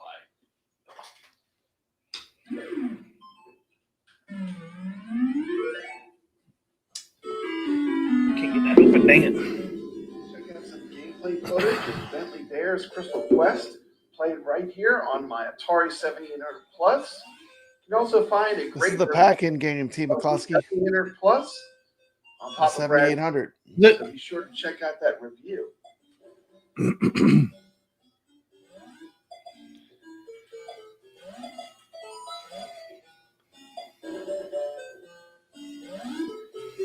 Kind of reminds you of Mario. The Atari Yeah, it does. game also had a very cool cameo of Bentley Bear. So the modern Atari is doing a lot with Bentley Bear. And I really like what today's Atari is doing, releasing these retro consoles and just bringing back classic Atari icons. This was actually a homebrew game, T. McCloskey, that somebody had made. Oh, really? It was so good that they released it. Yeah, as the pack-in game. It's really fun. Neat. Consider this more of like a platformer, similar in style to Super Mario Brothers. Bentley Bear, he's making a comeback. Look out. With the fireball. Look out. This is a really fun game. I haven't gone that far in it. I've only gotten up to about the third level, but I've been enjoying it. And this is a retro packing game that you get included with the 7800 Plus. It's originally a homebrew. Once again, I think the modern Atari is just making all the right choices. These are the kind of things that I wanted to see from Atari. HDMI out is great for these easy use, you know? Yeah. And T. McCloskey, my joystick's all wireless too on this. It's all wireless. Is it? No more wires. Yeah. What are you playing it on? The Atari 7800 Plus. Yeah, that's what I thought. I see it down there. Mm-hmm. Of the early 80s arcade games. Its unique design, engaging gameplay, and story behind its creation continue to captivate gamers and historians alike. Thanks for joining me on this journey through the history of Crystal Castles. If you have memories or a high score to share, drop them in the comments below. There you go, T. McCloskey. Notification bell. There you go. For more Crystal Castles, Carlo Game of the Week. Uncle Brad. Look good. Look at that cabinet down there. Yeah, it is. It is pretty awesome. Cabinet. There you go. Check out the rest of it on Papa Brad Gaming channel. Awesome. Thanks, T. Castles, 1983 Atari. 1983 classic. Who doesn't know Crystal Castles? Yeah, I think New Wave Toys is even making a Crystal Castles. They're making a tiny one, little Replicade. Yeah. Yeah, see, and I'm tempted to buy one, but I don't need one of those anymore. But Yeah, I don't know. because that's such a beautiful looking cabinet. It is. It's a great game. It's a great game, great cabinet. I mean, even back in '83, I mean, you know, they had some great cabinet artwork out there, but this has got to be like one of the tops. Yeah, the design was really cool. Yeah, the design is really cool on that cabinet. Yeah. So go check it out if you want to see more. Pop Bread's channel. Got it live over there. Yeah, I'll drop it. I'll drop it after the show. All right. I don't think it's live yet, but I'll turn it on. Tim York's 2025, the year of the multicade. Unless I get a deal elsewhere, that's my next purchase. I think he's talking about the ALU. Nice. I enjoy mine. Here. Multicades are awesome. Comes stocked with a lot of good games, man. You got a lot of Atari 2600 games. You got a lot of arcade games in there stocked. So, I mean,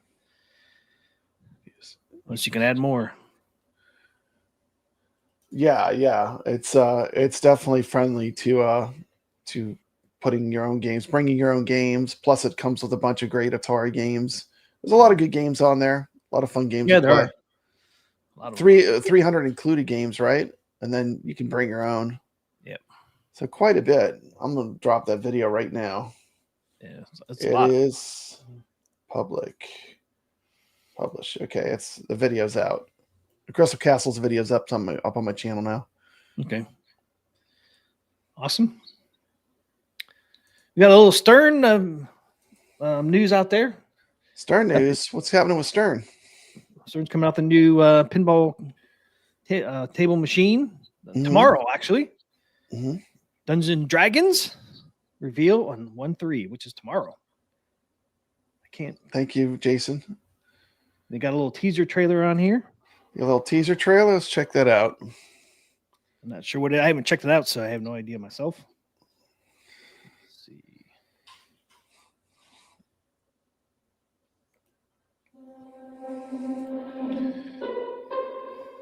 Wizards of the Coast.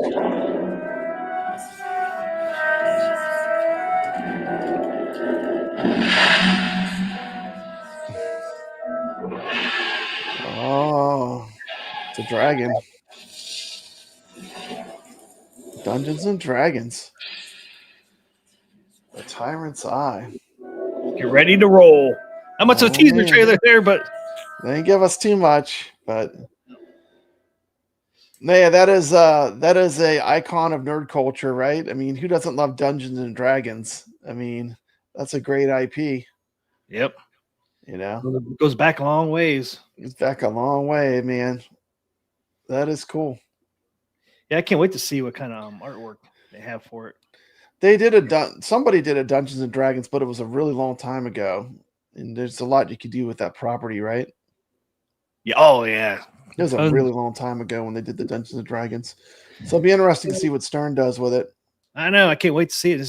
Tomorrow at some point. We'll see it. So Pro, Premium, and Limited Edition. Yep, all three. Man, I finally got a chance to play the premium version of Jaws, the most expensive version, because they had it at that Captain Crazy's arcade. What'd you think of it? Oh man, it's awesome. I love Jaws. It's fun. But you know that extra playfield, it is like so hard to get up there. It's like, you know, if I was buying a premium, it probably would not be the one I would get because like you can barely get up in that upper playfield. There's like a boat. There's like a top playfield, but it's so freaking hard to get in there. But I played a ton of that table. That table was fun. Jason said the original Dungeons and Dragons 1987 Bali. 1987 Bali table. Bali, yep. So there you go. Well, it was a long time ago. 87, man. Yeah. It seems like they could do the you know what they did on the table? The Jaws table was funny. You know the chum bucket? Yeah. They had swapped it out with a Kentucky Fried Chicken bucket. When you it was, I swear, like they have the best pinball machines. This place was awesome. But it was all, you know, it was not only you're playing the most expensive version of the table, you're playing it with mods. Very cool. Did you get video of the KFC bucket? I should have filmed it, man. Now I think about it, I thought that was one of the coolest things that would have been seen short. It would have been a great show. Next time, if I go back, I'll have to get it for sure. For sure. Dang. But Gregory's That's agreeing. funny. Jaws is a great table. I love Jaws. It's becoming one of my favorites. I've now played it a bunch of times. I'm starting to really. I like that for a real world pinball. That's Yeah. definitely a fun one. A modern pinball. It is a modern, right? Yeah. Yeah, Brooklyn Menace says I got up there one time and got so excited the ball immediately came back. It is like that. Like it literally does not stay up there. So like I feel like for the premiums, that's probably one. Like I don't know if I would go premium on Jaws because the extra play field it's you don't get into it much, and when you do, it's like it's just so quick. You barely get up there. Yeah. But Doc Mario asks, "Is it true JJP is releasing Harry Potter?" Jersey Jack Pinball. I'm not I wouldn't be sure. surprised. I mean, I wouldn't be surprised because that's a huge IP too, right? I mean, that thing will sell hotcakes. You know, if they actually truly come out with that. The Jersey Jacks are cool. They're really high end pinball though. Yeah. A lot of places don't even keep them on location because they're so expensive. Yeah. You know. We think Stern's expensive. You think, yeah, this is like that's a level above the highest Stern, right? Yeah. But they are cool. They do some neat things though. They definitely do some. They have the really big screens too on the back glass. I mean, Harry Potter would be an awesome one if they Harry got that. Potter would be a good one. Yeah, if they got that, man. Kudos, and they'll do a great job on it if they did. But I haven't heard if they did or not. But have you heard anything about that? I haven't heard anything about that, but that would be cool. Gregory says I put it on the boat like 3 times and didn't even know it until it was too late. That sounds like something I would do. Got on the boat. Ah, damn, it's too late. Yeah. The boat mechanic is the extra play field is very tough. Very tough. All right. It's that time, Pop Brad. Yeah. Got some Arcade Wars. Arcade Wars is returning. All right. Let's go for it. This will be our 4th week? 4th week in a row? I think so. Yeah. Well, we did do it last week, but yeah. We just did that special show. But yep, time for Arcade Wars.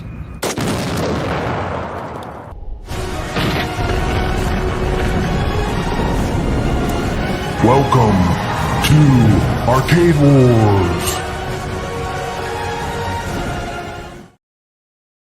That's right. Arcade Wars is back. Woo! She blowing up good. She blowing up. All right. Real good. yeah. I like that part a lot. 2 games enter, but only 1 game survives, Team McCluskey. When one comes out. Only one comes out of this alive. All right. We've had some tough choices to make. We've had some tough choices in previous weeks. So all right, I'm still using that same list. Okay. This is number 5 on the list, I think. The challenger for Donkey Kong. Donkey Kong is a champ right now. You got a new challenger. Donkey Kong's a reigning champion. Donkey Kong, reigning champion. Reigning champion. Still. I don't know if they still have that. I should have did this earlier. Hold on. Guess I don't have that. Greggy wants to know if anyone is up for some walkabout golf.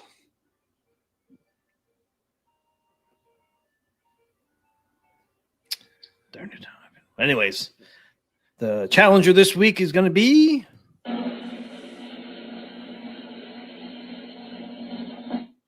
Dig Dug. Dig Dug. From 1982. Namco. Dig Dug versus Donkey Kong. There is Dig Dug. There's a side art. Beautiful looking cab. It's a cool looking cab. There's the front. Nice bezel. Some gameplay. Iconic sounds. Iconic. The music only plays when you're moving. I should have had this up on my Yeah, you have this in your one of your multicades. Pac-Man The there. arcade went up. I had this one.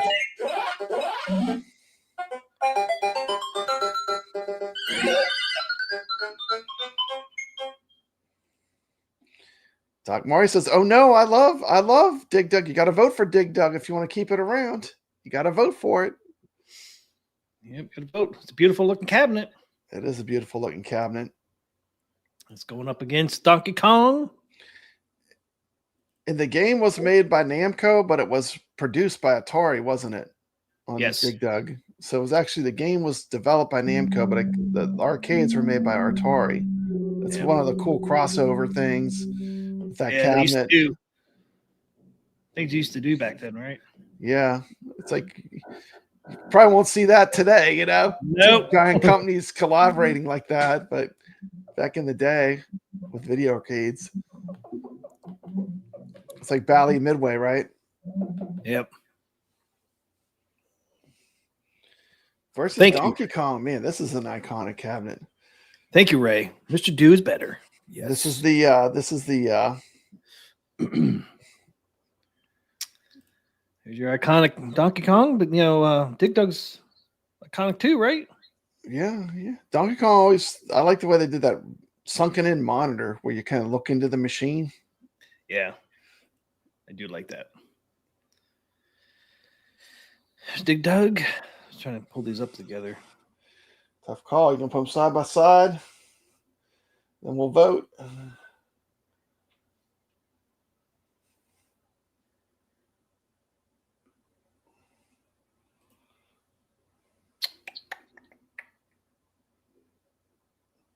Oh, of course, stopped at black.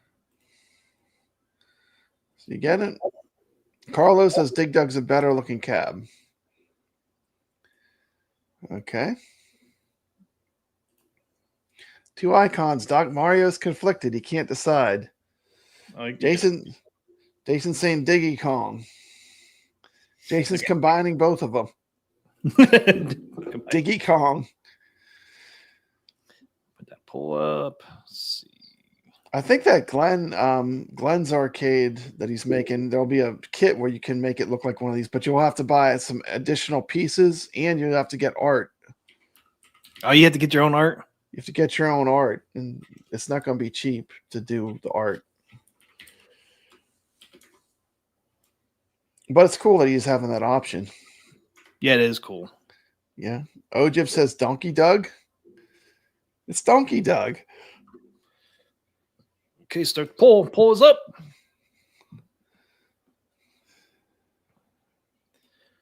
You guys all combined into two. They're mixing it up, man. They're mixing it up. Donkey Dug. I like Donkey Dug better. Nintendo always had a particular look. Donkey Kong has really had some legs. It's been a survivor, hasn't it? Yep. Jason said one side Dig Dug versus Food Fight versus Kangaroo versus Crystal Castles. A tag team match. Tag team match. Food Fight, man. Now that's a Food Fight is a cool, especially the one with the banana. I know. Dude, the first time I ever seen Food Fight at an arcade, man, I was like, what the hell is that over there? It's like a beacon Charlie of light. Chuck, yeah.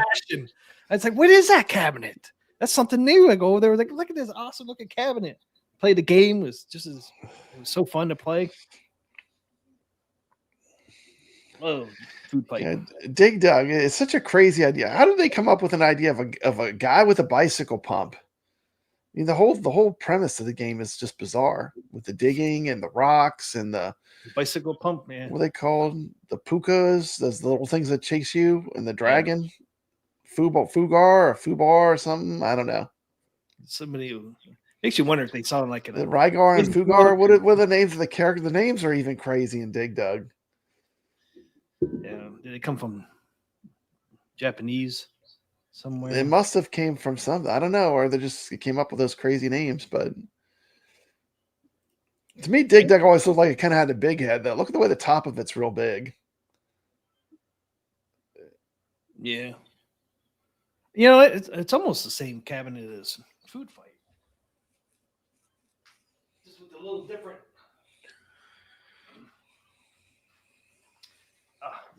I mean, it's a little bit of different design, but you got like the bump out here. Like like Dig Dug has, and then it has a big head. Yeah, I like the way on the food fight, like Burger Time, it's actually shaped to the art though. Like you look the way it's Yeah. cut. Like Burger Time does that too with the chef's hat, Yeah. but the actual shape of the cabinet is cut to the art, which I always thought was super cool. Yeah. But Dig Dug and this looks similar, except for the Yeah. like you said, the pie shape. But if you take the pie shape away, I think it's the same. It might be the same cabinet design. It is similar, isn't it? Yep. Even the cutout down here, you have Yeah. like I like here. the art on Food Fight better though, for sure. Yeah, dude. It's like first time I ever saw that, man. Food Fight, I was like, man, that's so cool looking. And of course, under the black lights, it really glowed. Mm-hmm. I think even this one here glows on my black lights. Can't quite tell because I got my light on, but yeah, who came up with that? Dig Dug, right? It's a bizarre idea. There were spin-offs. Did you know that? Mr. Driller? Mr. Driller is fun. That is a good game. I played that one. That's a spin-off of Dig Dug. Yeah, they had a really great version of it for the Dreamcast that I used to love playing. I don't know if it's the arcade version or if it's its own thing, but they have a Mr. Driller for the Dreamcast. It's a blast. Dig Dug was planned with help from Galaga creator. How about that? I was trying to see what the characters' names were. Oh, yeah, Pukas. Pukas, dragons. That's Fygar? Is it Fygar? Yeah, Fygars and Pukas and like fire breathing dragon. Yep. Pukas. That dragon is tough because he has the flames that get you. In the I know. Yeah, because he can basically shoot out like across the whole like a big row almost. Yeah, it's a big area. And you get more points the deeper you dig. Did you know that? Like when you dig lower, it's worth more points. It's a cool game. And it was actually one of the best Atari 2600 games that look pretty damn close to the original. Yeah, the graphics on it are really good for a 2600. How they got that? How they pulled that off with the 2600 card? It's amazing.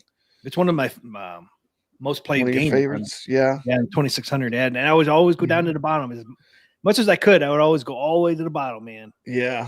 Did the trench and then wait for him to come down there. Puka-san. Mr. Dew's Castle. Puka-san. Japanese, so you need to address him as Puka-san. Puka-san. Yeah.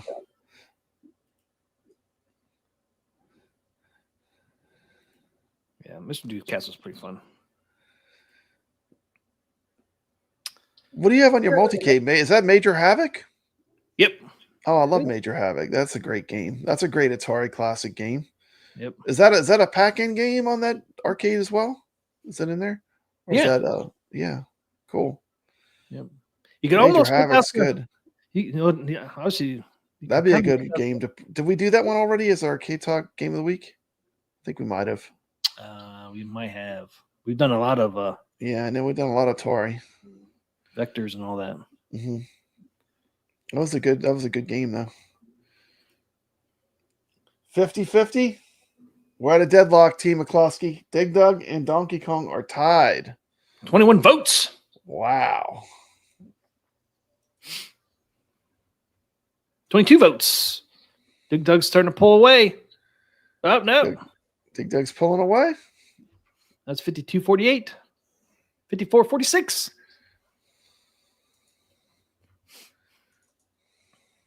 I mean, if you looked at design-wise, Dig Dug is a better-looking cabinet. It has more details to it, more artwork on it. Yeah, it ain't it funny. A lot of elements on Dig Dug are on Food Fight, like down on the bottom art. See, you have the multicolor lines down there around the outside of it. So similar, a lot of similarities, huh? Yeah, and Dig Dug has the same lines. I think they're a little different colors. This one's red and yellow. They have pink and yellow. I never noticed that. There has some similarities. I do believe this. To me, it looks like it's the same cabinet. Because even the control deck looks the same. Hey, who put some gum underneath there? Somebody put some gum Somebody on put my some control good deck. chewing gum on there. Who did that, Pop Brad? What kind of hoodlums are in that arcade putting that gum on that No. beautiful food fight machine? Man, Oh you gotta my be kidding me. goodness! I got to scrape. I got to scrape the control deck. You gotta scrape that off, man. You need to get Ricky. Ricky, the arcade guy, needs to come in there and clean that off. You gotta get Ricky to come clean that gum off. Ricky's slacking. T. McCloskey. Dang, Ricky, man, I have to get at him. It's like, dude, you missed his gum again. These pesky kids, they keep putting bubble gums on my control deck.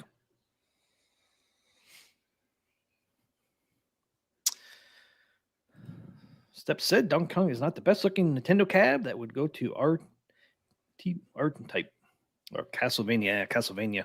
Castlevania, I always liked a lot. Yeah. Good looking cabinet. Yeah, Castlevania is a great cabinet. Jason said 6139. Caro said, wow, that's a comeback. I think Steps has a show on tomorrow, I think. What time's your show? Oh, yeah, Steps? Friday. Yeah, Fridays. You don't, I thought I saw a thumbnail went up for a show. 6 p.m. or 7 p.m.? I think it's during the day. Duck Mario. Definitely want to catch it if I can. Dig Dug just took Pennsylvania and Georgia. Call it. Oh no, at 6 o'clock. 6 o'clock. See, I told you it was 6 or 7. 6 o'clock. She's doing a show. Okay, awesome. We'll have to tune in for that tomorrow night.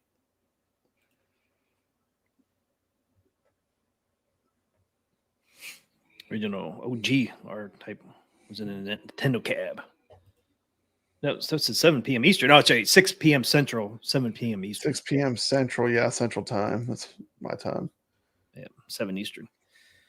Okay, you want to call it Pop Bread? I don't think Donkey Kong winning. Dig Dug is 62%, Donkey Kong 38%. That is a shocker. I mean, we have an upset, T. McCloskey. We got an upset, Pop Brad. Now 63-37. We have an upset. We have an upset. I thought Donkey Kong was going to never be out of here. Me either. But Team I agree. We got to make sure we blow up the right one this time too. Make sure we if we're going to blow it up, it's got to go on Donkey Kong. 30 votes too, man. We had 30 votes. Thanks everybody for voting. You can hear that? Kong's going down. There it is. There's the results. It's official. Look at that. Here's our winner, guys. Dig Dug. Dig Dug will be the next one to survive. Doc Mario says the early polls were wrong. Look at that. Even the control deck looks awesome. It does look. I like that cabinet. It's very colorful. Yep. And it goes with the colors of the game. Yeah, it does. It's all coordinated good.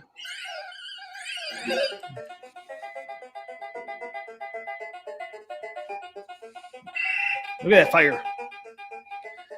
I know. He'll get you. He'll get you every time, too. He's the one. He's the most dangerous element, I think. Yeah, especially the further you go. Yeah, this game gets crazy with the bonuses on the fruit, too. It gets really high. The vegetables and fruit in the middle. Yep.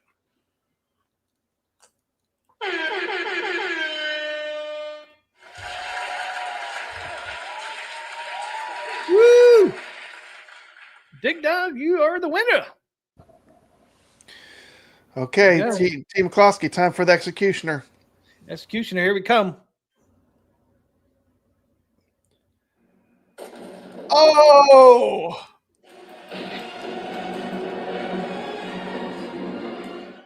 No, Donkey Kong. Oh! Donkey Kong. Oh! Such a classic. Woo! Woo! She blowing up good. She blowing up. All right. Real good. yeah, I like that part a lot. Woo! She blew up real good. Pop Pad, real good. She blew up real good. I like that part a lot. Real good. Dig Dug takes out Donkey Kong. Man, this was an action-packed show. We had AtGames. We totally disagreed on Sea of Thieves. We had Crystal Castles. We got to have Donkey Kong versus Dig Dug. It was an exciting show, Team McCloskey. See a little bit of Stern Dungeons and Dragons, I could even. get a little eyeful, not too much, but I'm sure they'll reveal it soon. I don't know. Our tournament is Empire Strikes Back, Star Wars. That's our tournament this week. Goes to next Wednesday. Hopefully, you guys can check that out. But I found this little when I was putting the video together. I found this cabinet. Oh, okay. Let's check that out. Which is a rare thing that people probably have never seen. Oh, I've never seen that. Look at that. Empire Strikes Back. That Darth Vader is psychedelic. Look at the lines coming off of him, man. I know. Look at that. It's got one of those infinity mirrors like Black Hole, too. Look at that, where you look and it goes on forever. Yep. One of those infinity effects. That is cool. I've never seen that table. That is pretty cool. That's got to be super rare. Oh, I see X-Wing in here. Look at that. That is pretty neat. Not sure what this is. It's kind of not the greatest image. You'll probably never see one of these because guess who made this? I don't know. It is The Empire Strikes Back is a physical pinball table produced by Hankin Manufacturing. It was released in 1980 exclusively in Australia. And it is believed to be the very first Star Wars licensed pinball game ever. Oh, interesting. So the first Star Wars licensed pinball was an Australian game. Yep. That's pretty cool. That's why we never saw it, because Yeah. we're not in Australia. Ain't that neat? I mean, That is pretty cool. I saw that when trying to put my video clip together and stuff, and that I mean, popped up. those What the hell is lines it? coming off of Darth Vader. I mean, it's just like it's psychedelic, right? Very Yeah. cool. The artwork is very interesting. Then you got the red on the back glass going around his helmet and around his head. Yeah. I mean, it's I a like pretty it. neat cap. Darth Vader's a star, Yep. I'm a fan of that. A fan of that. I should look see if I could find some gameplay of it. I didn't think of that, but I just thought the cabinet was kind of cool. Yeah, it is cool. That is cool. So I just want to throw that out there. I don't know. You got anything else?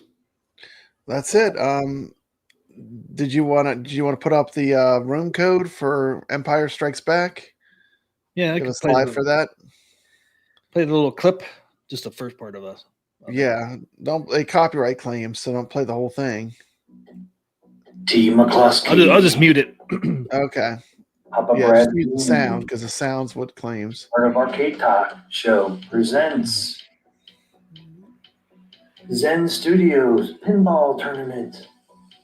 This week's table is We would be honored if you would Pause. join us. There it is. Star Wars pinball. Star This Wars past pinball. It was on sale, but I don't think it's on sale anymore. Yeah, this one's coming to AtGames too, so this will be a fun one to practice for when it comes to AtGames. You can practice this week on our Arcade Talk Now we got tournament. the tournament going on. You can play on any of the consoles except for Switch, Yep. PlayStation 4, PlayStation 5, Xbox. Steam, It's multi. Epic Games. It's a fun table. I've only gotten into it a little bit so far, but It is fun. It is fun. I like when the Stormtrooper pops out of that center part, and I like when Darth Vader comes out. I didn't get this mode yet with the walker. here it is. I need to get to the mode with the walker. I need to play some more. The Cloud City, Yoda training Luke. Get a lot of call outs to the movie. Yeah, I mean, it's really goes with you have like 6 different scenes. Mhm. You cover the whole movie basically. Yeah, Even Ojib says one it's is really cool in VR. Oh, I bet. Okay, there it is. There's a tournament code 4V6. 4V6W. Oh, I thought I paused that. 4V6W. Yeah, come join us. Come play some Empire Strikes Back and Pinball Effects. There it is. I even got this is the Empire Strikes Back movie trailer. The movie poster. That looks great. Yeah. So iconic. I mean, I still remember when I was a kid seeing this at the movie theater before you first walk in on the outside. Look at Boba Fett down there, all mysterious. They got Lando. That's pretty cool. Yeah, R2. They pretty much got everybody. They got everybody. Yeah, that's a pretty good looking poster. Yeah, I remember that. Han Solo, Princess Leia. Luke. On Yeah. Hoth. What are those things called? Tauntauns? The Tauntaun, yeah. I still have my That's a cool Tauntaun. poster. I have my Tauntaun still. You have a Star Wars action figure? You have the Tauntaun for it? Yep. That's cool. I got Luke from Hoth, and there's like a hole inside it. You stick down. It sits in there. That's cool. Yeah, his feet. It sits down in there. Those things are crazy looking. If I can find it, man, next show I'll show it. Okay, that'd be cool. It's in one of my boxes that I haven't unpacked. Yeah, no Yoda. Yoda didn't make the poster. Doc Mario did find a character that's not on there. No Yoda. Yeah, he is not on there. I think this is Darth Vader over here. Yeah, it's like Darth Vader's helmet, kind of. Yeah, Yoda did not make it, did he? Didn't make the cut. Guess they're keeping him secret. They want people to see him. Probably, yeah. They want him to be surprised. Yeah. Because that So was come the join movie her. poster. Come join our tournament, guys. It'll be a lot of fun. They said it's going until January 8th, which is next Wednesday. So put a score in, and we'll be talking about it next week on our live stream. Yeah, we'll announce all the players and the winners. Yep. It's gonna be fun. It's a fun table. It is a fun table. Dude, Doing your this ball travels down a lightsaber into the lanes. I know, ain't that cool? It actually does a lightsaber, and the ball rolls across the lightsaber. It's very cool. It is really cool. Very cool. And the three bumpers are droid heads, which is pretty cool, I think. Yeah. If you like Star Wars, you can't help but like this table. It's got a lot of nostalgia, a lot of callbacks to the Star Wars, the original trilogy. Yep. It's cool too, because if you go through the scenes, which are your modes, if you go in order 1 through 6, it follows the storyline from Empire Strikes Back movie. Like the first scene 1 is Hoth, so it actually goes in order. It's kind of cool. Yeah, it is cool. I like the way they did that. It's well themed. I mean, you got the whole movie pretty much in this, Yeah. Bats and stormtroopers, and I mean, they have everybody in there. It's not like Return of the Jedi where they skipped an entire section of the movie for some reason. Poor Princess Leia. Yeah, poor Princess Leia disrespected like that. Slayer. Hutt Slayer removed from the game completely, as if it didn't exist. What are you doing?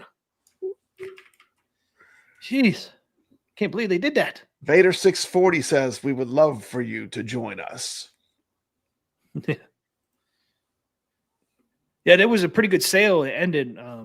You can get both FX and FX3, the 3-pack, and it was only $3.48. And you get both the FX and FX3 version. I think right now you get both that bundle for $10. I think it is right now. Yeah, Ray De La Torre knows Han shot first. He knows. He knows the truth. I think it was Greedo. Greedo's getting too nasty, man. He saw that finger going on that trigger, and Greedo, so he's like, "I'm shooting first, sucker. You had your finger on that trigger. You're going down, Greedo. You're going down, suckers." Greedo took one. Well, he shouldn't Got taken out. Shouldn't have put his finger on that trigger. That was a great scene. That was a great scene.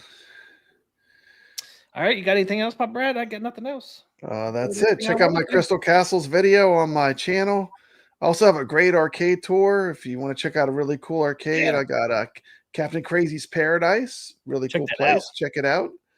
It's a fun video. Pinball? They got a lot of pinball machines. Pinball and arcade games. Check it out. That's about it, Team McCloskey. That's all I got. Hope everybody has a great Friday and great weekend. Everyone, I hope had a happy new year. We appreciate you watching. Always appreciate you guys watching. Thanks for hanging out with us. Really appreciate it. Hopefully see you guys next week. Next Thursday, 10 p.m. Eastern. Arcade Talk. That's right. We'll be on again. Have a great weekend, everyone. Stay legit. Peace out.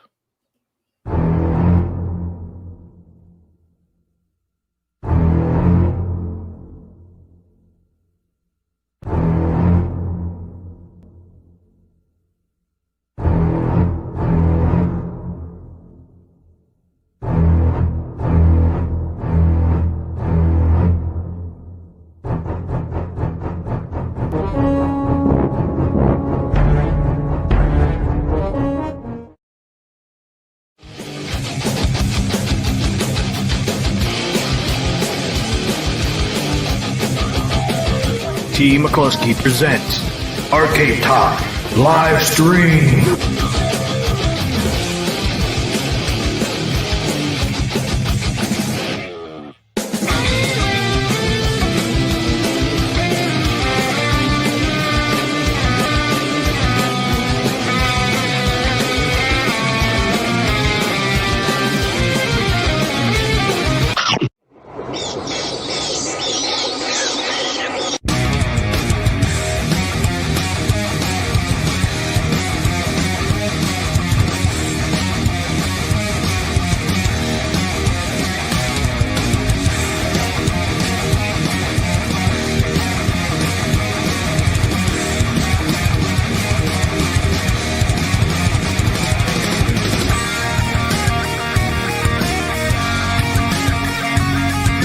It's time for Come Home, Eat Out the Week.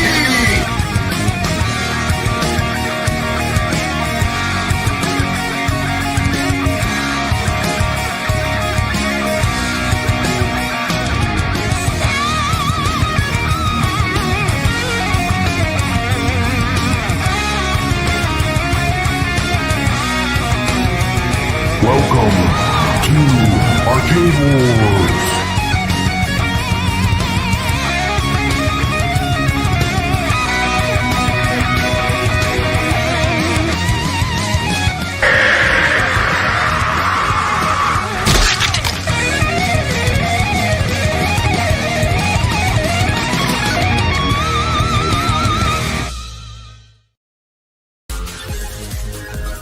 Ladies and gentlemen, thanks for coming tonight.